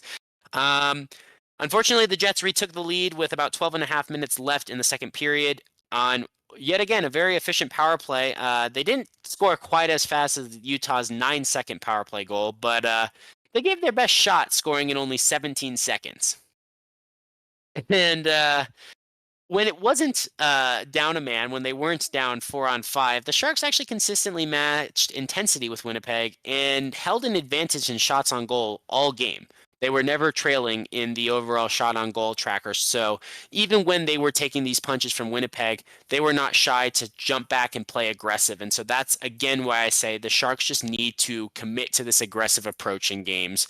Figure out if they need to do slightly shorter shifts, if that's what's costing us in the final minutes of the game, or if guys are gassed. If that's what's costing us with the defensive lapses and the 2-on-1s. I don't know what it is. I'm going to let coach figure that one out. But the fact is this team is a better team when they play more aggressively and push up into the neutral zone. And I think realistically any team would be. That is just good, sound, fundamental hockey. It is physical. If you push the other team back, it is on them to then push you back or make them fight for the ice in front of them, no matter how good they are as individual players. Celebrini, once again, scoring power play goals in consecutive games. He got the Sharks a much-needed power play goal to tie it up late in the second period at 2. It's as hard to tell if it was intended as a pass or a shot because Alex Wenberg's screen was that good. He was right in front of the goalie's eyes. His stick was right near where Macklin threw it, and it was a softer shot, so it looked like it could have been intended as a pass, but it was really hard to tell. Either way, he made it look super easy, and you see it turn, and the camera, when it pans and the camera can see his face, and he's just got the biggest giddy grin on his face, showing that 18-year-old, hey, I'm happy smile. I haven't been brought down by the horrors of the adult world.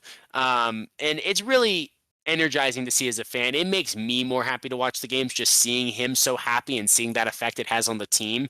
I know it's been a wave of emotions, some high highs and some low lows for the Sharks this season, but I think that type of personality and energy is improving the team morale overall, even and I think that's leading to an improvement in the record as well. They are still near the bottom of the NHL, but it's not as bad as last year. And there's just a general sense of a happier, more cohesive locker room than there was last year. And I think Celebrini has a lot to do with that, just by his own personality. Not that I think he has this great leadership potential, and we've seen that, but he's just going out there and being himself and playing hockey. And so he's leading by example without actually trying to lead. It's easy, natural leadership, and that is something we love to see. Anyway, going back to the goal, either way, whether it was a shot or a pass, it went in the net, and it was Macklin's second point of the evening. He has gotten into a pattern recently of having multi-goal games. When the Sharks score multiple goals, Macklin has multiple points. It's as a pattern. I know I said multi-goal games. I meant multi-points. And ultimately, like I said, the Sharks actually started every period well. They started the third period well, and Fabian Zetterlund gave them the lead to make it 3-2, going top shelf over Hellebuck's glove. And Hellebuck has a good glove, as we've talked about, Corey, and we can pump his jets if we need to. But it was a 2-on-1 opportunity for once in the Sharks' favor, and Fabian made sure not to waste the opportunity. Like I said, beating Hellebuck's strong glove hand. Despite having a strong penalty kill overall, like I've said multiple times, the Sharks were unable to prevent one of the league's best offenses from scoring a second power play goal midway through the third period to tie things up. And can I just tell you that the Winnipeg power play was perfect in this game. They went 2 for 2, scoring both goals in what I believe came down to be, obviously the first one was only 17 seconds, but I believe the second one was only 45 seconds into the power play. So they made quick work of the Sharks penalty kill, and it really is a come down to earth moment that maybe the Sharks penalty kill wasn't as good as we thought, and they do need to be more mindful about the penalties they take, because they just, again, I've said it so many times, they can't count on Blackwood in net anymore. And that was really covering up some of the weaknesses on the power play. However, the good news about this one is, unlike the prior game against Utah, the Sharks actually kept the pressure intensity up in the third period and remained competitive and dangerous. It was still 3-3 going down to the wire, like the last game, but this game felt like they were the team putting the pressure on more often, rather than the game against Utah where they were on their heels and turtling and just not playing good hockey. It was really ugly. They were the ones putting some pressure on Winnipeg, and there was some more back and forth. Unfortunately, though, as we've already said, they let the game slip away as the clock was counting down.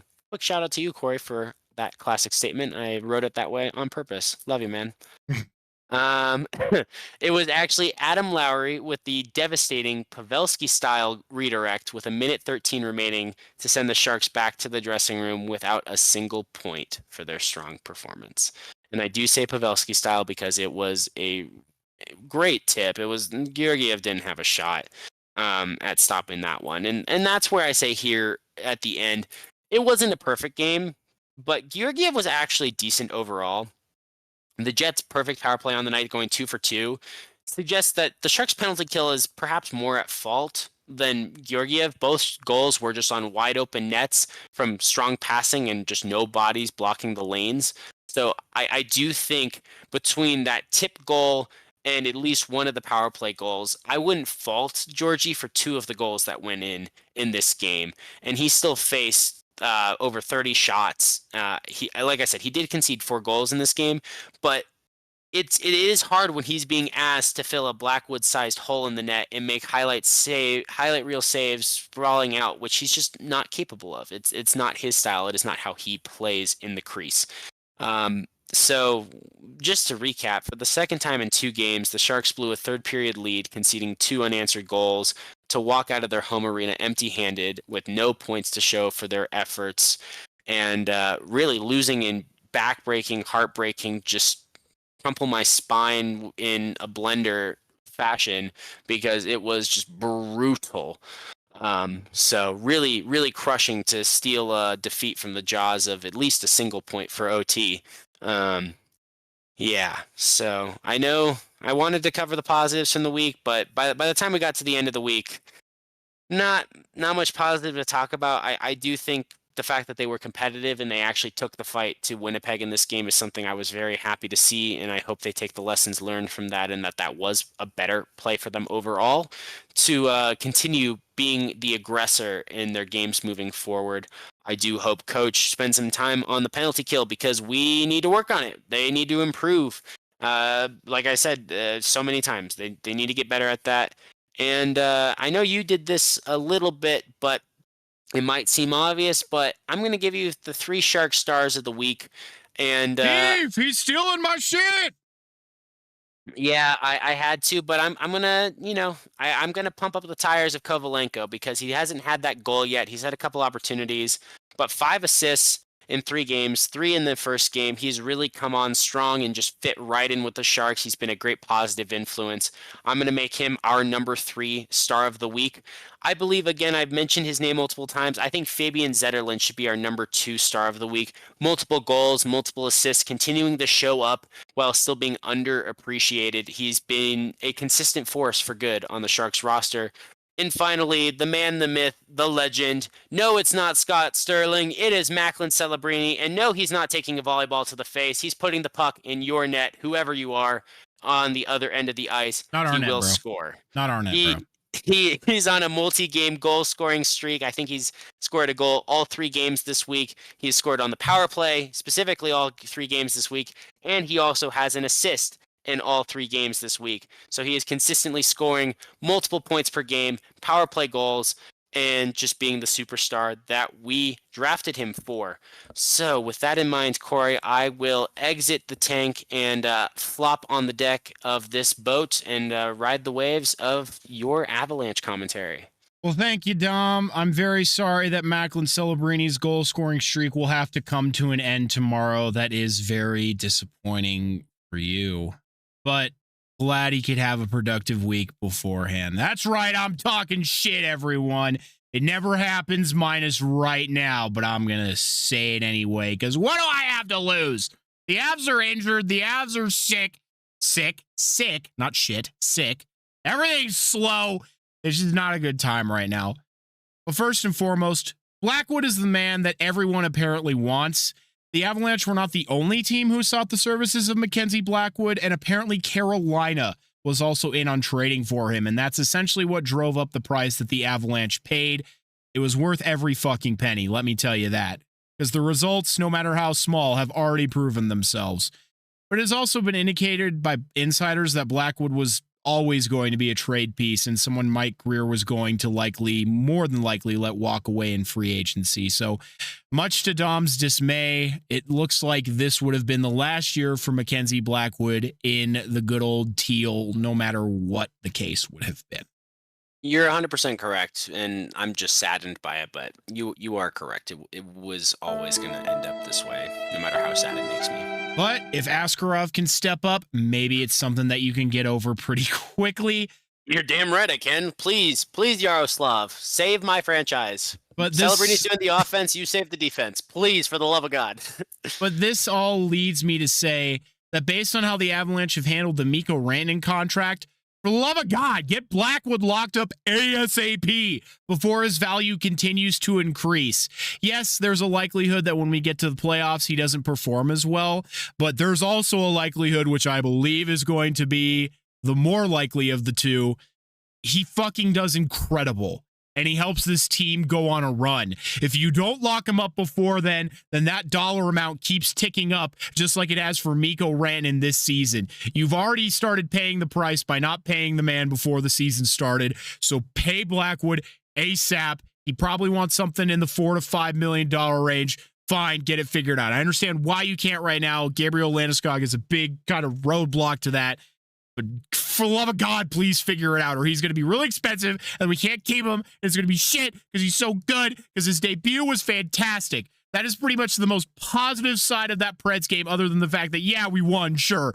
But Mackenzie Blackwood made fucking 37 saves, and he had a shutout bid all the way up until the final few minutes of the third period in his first game. And the Avalanche gave up more shots than they usually do. And he just looked like good old Mackenzie Blackwood. Everybody was so excited that the crowd was chanting Blackwood's name a good majority of the game. You could tell that not only are the players mentally released from the strain of poor goaltending, but so are the fans. People aren't scared anymore. We can finally watch the game without fear of every, non-high danger shot possibly going in the net. We know if it gets thrown at the net, it's going to actually get stopped. It's a beautiful thing. It's a beautiful, beautiful thing. It really is. Yeah, he's only allowed 4 goals on a combined 63 shots in his 2 Avs games. That's fucking awesome. And yeah. Dom, I gotta know, it is. what was his nickname in San Jose? The one I've kind of gravitated towards is Big Mac. I like that one. I don't know. I feel like he had a couple names. I think in the locker room they would call him Kenzie because hockey players like names that end in like a Y sound, that IE sound type of thing.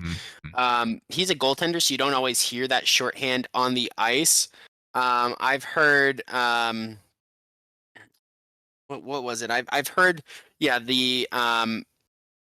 the Great Wall of Mac, but that was just from a random fan online. That wasn't something that was officially from the player. So I never heard an official nickname. Like, and my announcers come up with some random shit like, love Randy to tears, but he will still take any opportunity he can to call. He would always call the Arizona Coyotes the Desert Dogs. And I hate the ever-loving shit out of it. And every time we play Utah, he finds some way to still say it, even though the Coyotes don't exist anymore.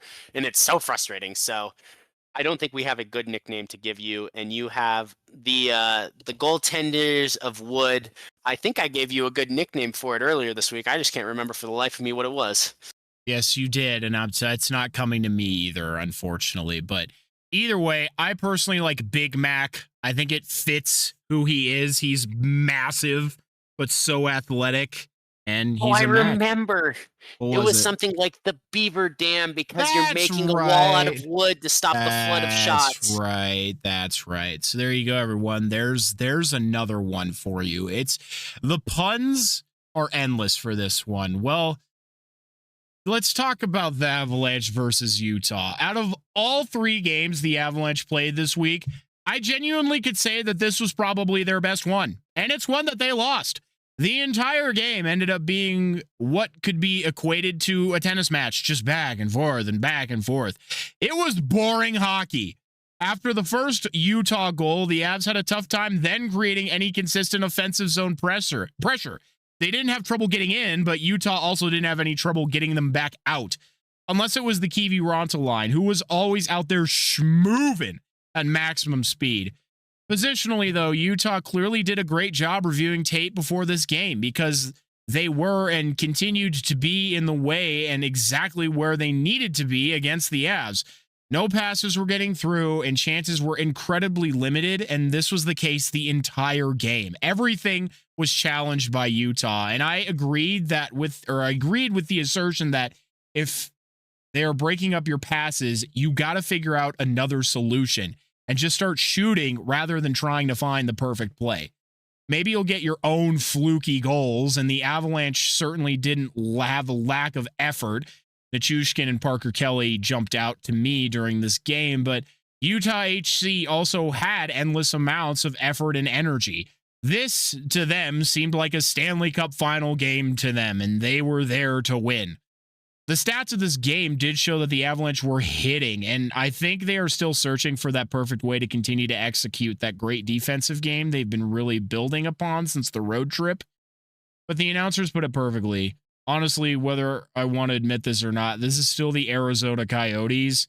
Same players, same staff, just different uniforms. And for some reason, in the regular season, this team just gives the Avs a hard time.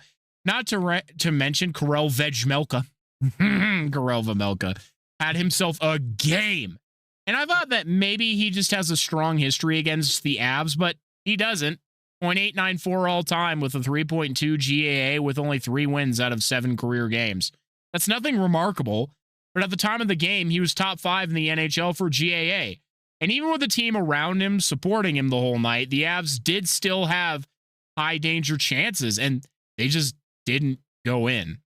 Carell was just there to stop quick it. stat on Vimelko, however you properly say it. It's He Vimelko. still is top 10 on GAA at 2.4 right now, and his save percentage is top 7 at 915. So I mean, there you go. he's got.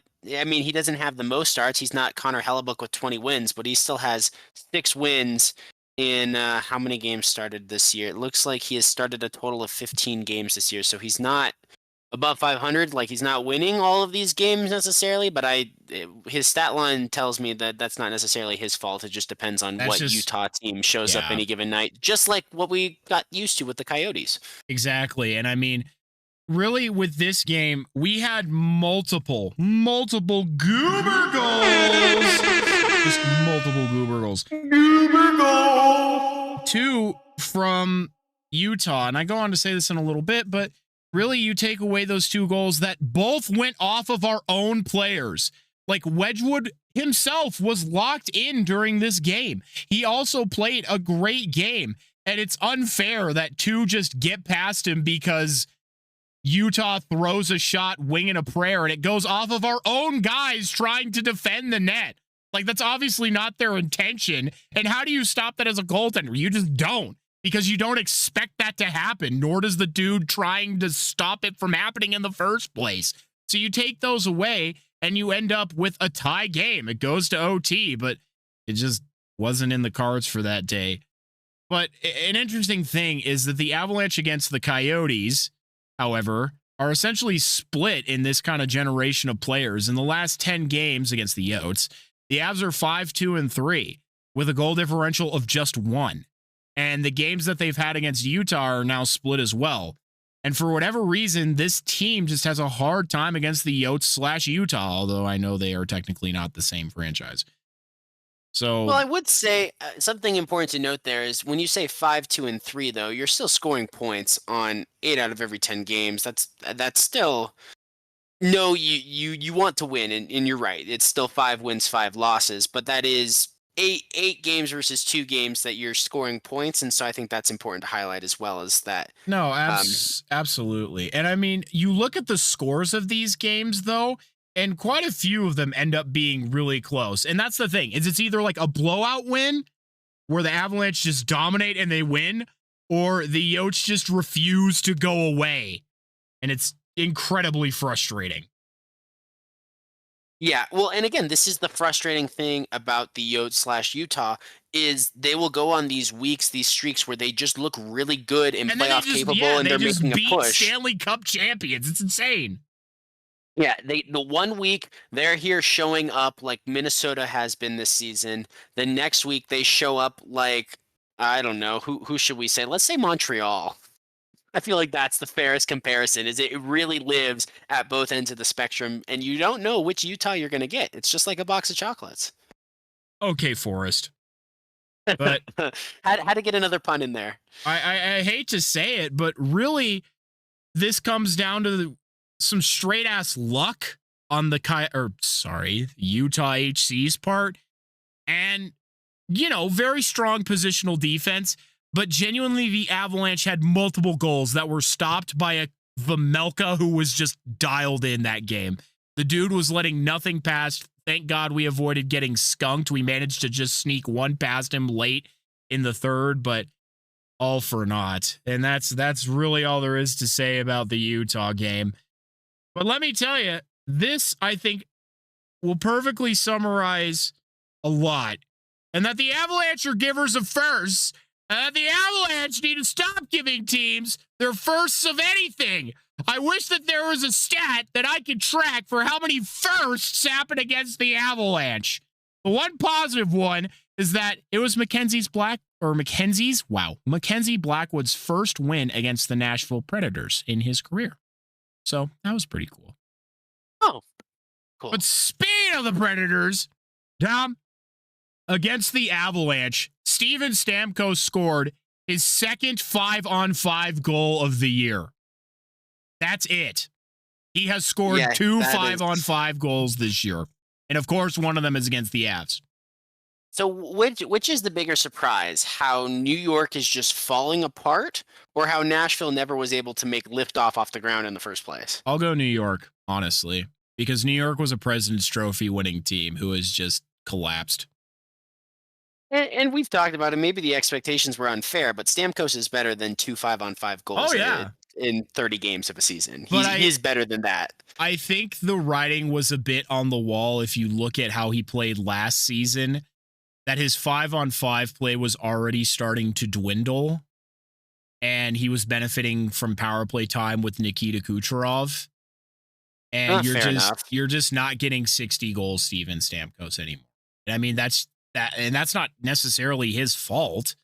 I think, not only was his 5-on-5 play regressing, but now he's on a team that he has no chemistry with, so it makes it even harder to score. Yeah, no, those are all good points, and it does make Nashville look the fool with how much they are paying and how much. $108.5 million. How many years is that spread over? I think it was like an 8-year contract. Yeah, are you gonna have Stamkos do this for 8 years? Hold on, I need to know. There is no way that is. Well, let me go to Money Puck real quick. I think it was 6 years. I think it is 8 years. I genuinely do think it's 8 years. Jesus. No, not Money Puck. I mean, that makes sense. It's like 12 million. That makes sense. It's like 12 million. But Nashville, did you not ever think to look at the Sharks' utter failure with Carlson and think that maybe you don't give 8-year, $100 million contracts to guys that are clearly on the back half of their career? There he is. Oh, I'm sorry. I was dumb. It is not 8 years. It is 4 years, 4x8. It is a 4x8. Oh, so it's 32 million. But still. That's ridiculous, though. That takes him to age 38. He becomes a UFA in 2028. And nobody's going to want to eat that contract as his decline continues. Not a chance. Nobody's going to want to do that. That's dead money in Nashville, and they are just counting on a huge increase to the cap, which is coming. It's just a debate of what the new number is going to be. But, that's a second goal, and in fact, not a first.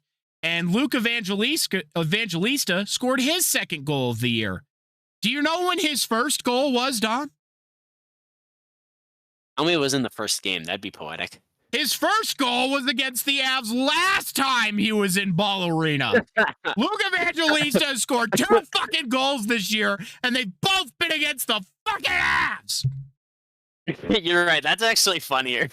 I'm sorry, but that is a little funny. I am genuinely sorry to hear it. And it is stupid. It's something that happens constantly with every opponent. Every game the Avalanche play, especially games that they're playing poorly, it's somehow something will happen. Offensively, defensively, goaltender, doesn't fucking matter. You'll get hit with the stat of, oh, this is the first time this has ever happened for their opponent. And you're like, awesome. Glad that the Avalanche are such givers.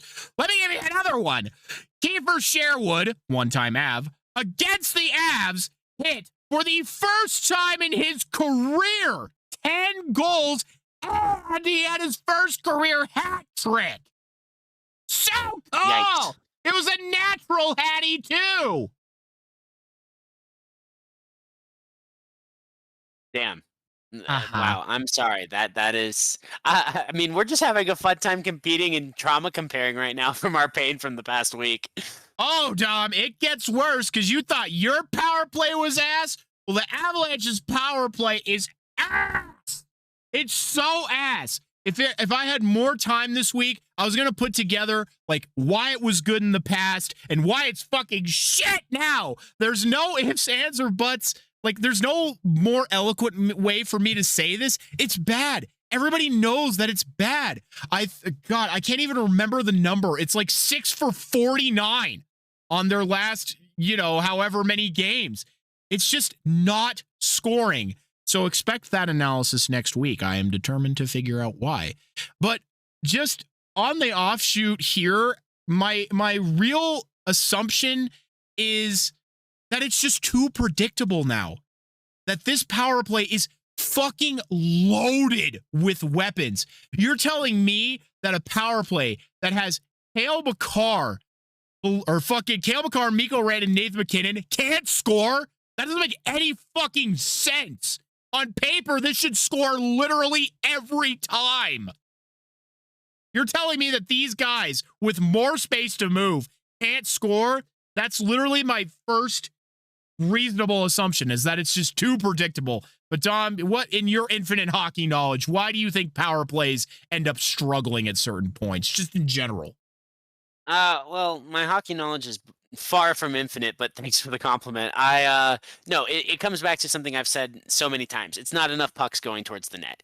Part of a power play is not every power play is going to be successful, but it's absolutely not going to be successful if there's too much passing and not enough shooting. And if teams get used to, as you said, adapt to a pattern, study film, and find a pattern, again, neither of us have studied to see if we can identify one.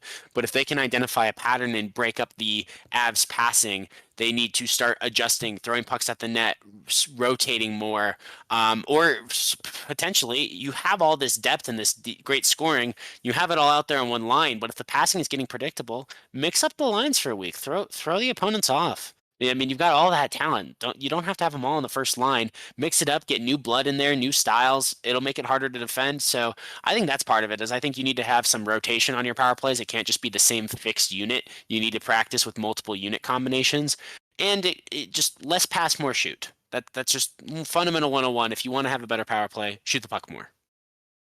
Yeah. I think that's a good way to put it, because they're not getting a lot of chances. Although here's the frustrating part, is sometimes they are getting shots on net and they're just not going in. So there to me is something more going on here that I want to dive into and hopefully figure out why.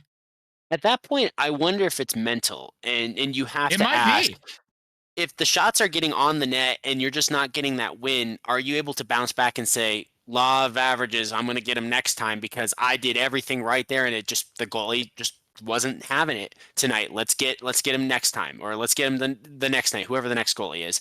So I think there's a potential mentality thing. If we don't find any stats or any clear pattern, Corey, I think we have to start to consider that as the potential answer. And that's the frustrating part, though, is the Avalanche are losing games now because of it. This power play is becoming a detriment. They had 4 opportunities against the Canucks, who they were down by only 2 goals the entire game up until the final empty net goal. You had 4 opportunities.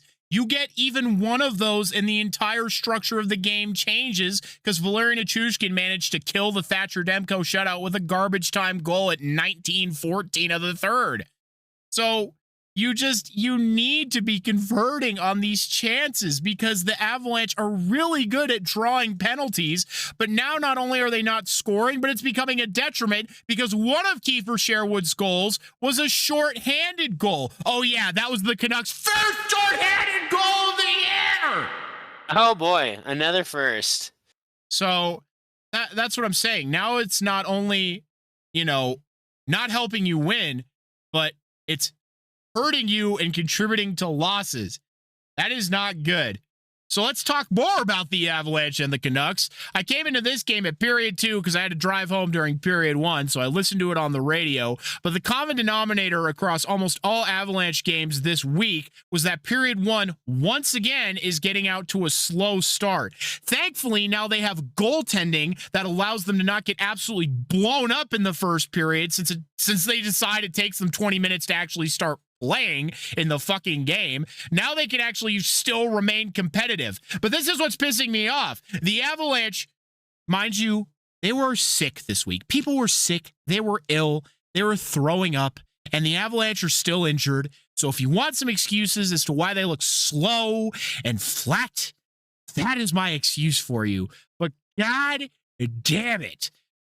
What is irking me beyond all belief, there's no notes for this, is coming from the heart, is that the Avalanche now know, oh my gosh, we have goaltenders that can actually save a shot. This is incredible. What do we do with this revelation? Oh, well, we can just let more shots through now. They're just going to save them. No, you need to play with the same urgency that you played with in front of Georgiev, just not with the same mental fucking strain. The reason that the Avalanche couldn't allow hardly any shots through is because Georgiev couldn't stop a fucking beach ball. Well, luckily for you, Wedgwood and Blackwood can do that for you. So just continue to limit the shots, for the love of God. You'll get a shutout every fucking game with the way these guys are playing. It's unbelievable. It really is unbelievable, and quite possibly it's up there top 3 best goaltending duos in the league right now, 100%. And yeah, I think we just need to combine the Sharks and Avs like into a single franchise, because we're starting games great, and that's what we're actually doing well, is getting off to a better start overall, other than like we're going to leave the Lightning game out of that analysis. But in the past week, Sharks have started games better and can't finish them for shit. So, we just need to combine or learn from the opposite team, like have a skills camp or some shit. Yeah, evidently. But to quickly run through the Canucks game, because we're running short on time, the Avalanche, once again, are having a hard time getting it out of their zone once they're hemmed in, and the Canucks pressed every issue. And the Avalanche just are not as strong trying to get it out. They did generate throughout the second period, though, and Demko gave up these big, noticeable rebounds, and he came out with so much space behind him that the Avs had several opportunities they just couldn't tuck. The nice part is that at least one of the special teams was succeeding, and that our penalty kill is finally clicking consistently. Not to mention that your goalie is the best penalty killer. And now we actually have one, and that's helping immensely. What's sad is that the PK is doing a better job of generating offensive chances than the power play. And then in period 3, what do we have here? The Canucks are the #1 hitting team in the league, and to their credit, they demonstrated it. They hit everything that moved, and it made it hard for the Avs to do anything, because they kept up with the Avalanche's speed, and they made them pay for it. And of course, we always get teams after they've been blown out or in a losing streak. And so, of course, they're going to buckle down with better defense and better everything. The Canucks had just gotten blown out by Boston 5-1 at home. So, of course, that's who the Avalanche get to come in and play. They're never going to do that twice, especially when they're a quality team. But ultimately, the Canucks fans booed whenever they were given a penalty. But if I were a Canucks fan, I'd be fucking cheering if my team just took a penalty, because you scored more on the Avalanche power play than the Avalanche have. This game ended in a loss. It was poop ass, and it was sad. I was praying to whatever God would listen that they would score a goal, and it just didn't happen. Sounds like, in summary, you're sad mad as well. Yes, sad mad. Well, here are your players for the week. Number 3, Logan O'Connor. It was said during the Utah game he was vomiting in between the 2 periods, but man, was he still coming out and giving it full effort. So props to him for powering through. Number 2, Yoel Kiviranta, the one person who consistently shows up every night with maximum energy and somehow generates high danger scoring chances and causes chaos on the other end of the ice. And number 1, Mackenzie Blackwood. I love you, Mackenzie. I don't know if you can be my husband yet because I can't betray Gabe Landeskog, but I love you. And so does Avs Nation. God, we love you. Here's your fun fact for the day. Dom, this one's all about the Sharks. The Sharks have had a lot of notable rookies throughout their history. People such as Logan Couture, Mark-Edward Vlasic, Tomas Hertl, and of course, the great Joe Pavelski. But the best Sharks rookie, at least in terms of points, comes from the 1991-92 season. And do you know who it is, Dom? Do you know who the player is? You're going before I was on this planet, so you got me at a loss, man. I should be better. I should research my own history. It is Pat Falloon, who scored 59 points in 79 games with 25 goals and 34 assists. Funnily enough, this was his most productive season, even though he was a -32, but he never quite hit the same heights again in his career. However, Macklin Celebrini, at his current pace, is rapidly on his way to smashing this record. And frankly, I hope he does. Oh, thanks. I hope he does too, and you are absolutely correct. 22 points, 22 games. Kid is on a roll. And you know what? I looked into it. I was wrong and I reported incorrectly. It was actually registered as an assist for Celebrini's thing in the Utah game in the middle, so he is not actually on a goal scoring streak. Sad. So he needs to get one started by scoring against your boys tomorrow night. Sorry, not sorry. No, thank you. Can we have Celebrini score versus Blackwood, best on best, offense versus defense? Let's see no, that. Thanks. I think if you guys play Georgiev, the Avalanche will be salivating to just unload. So good luck. I think we played Georgiev against Winnipeg, so you might get Askarov. VTech, or oh yeah, that's right, Askarov. I actually would love to see. I would love to see an Askarov. Give us the booty ass one. I don't want that guy. I don't want your good goaltender. The fuck? Wouldn't that be a good battle though? Like Askarov versus Blackwood in this chance to start. What a perfect way to send a message and come out and be like, hell yeah, I'm your goaltender of the future. I just beat the guy that was giving you the only hope you had this season. Put me in now full time. Send one of these guys to the AHL. Doesn't matter who. It's my time. Like that would be a statement win. If it was against anybody else, I would say yes. But it's against us, and my God, we need all the points we can get. So sorry, bro. Give us them charity 2 points. You gotta go down tomorrow. I'm sorry. We need that shit.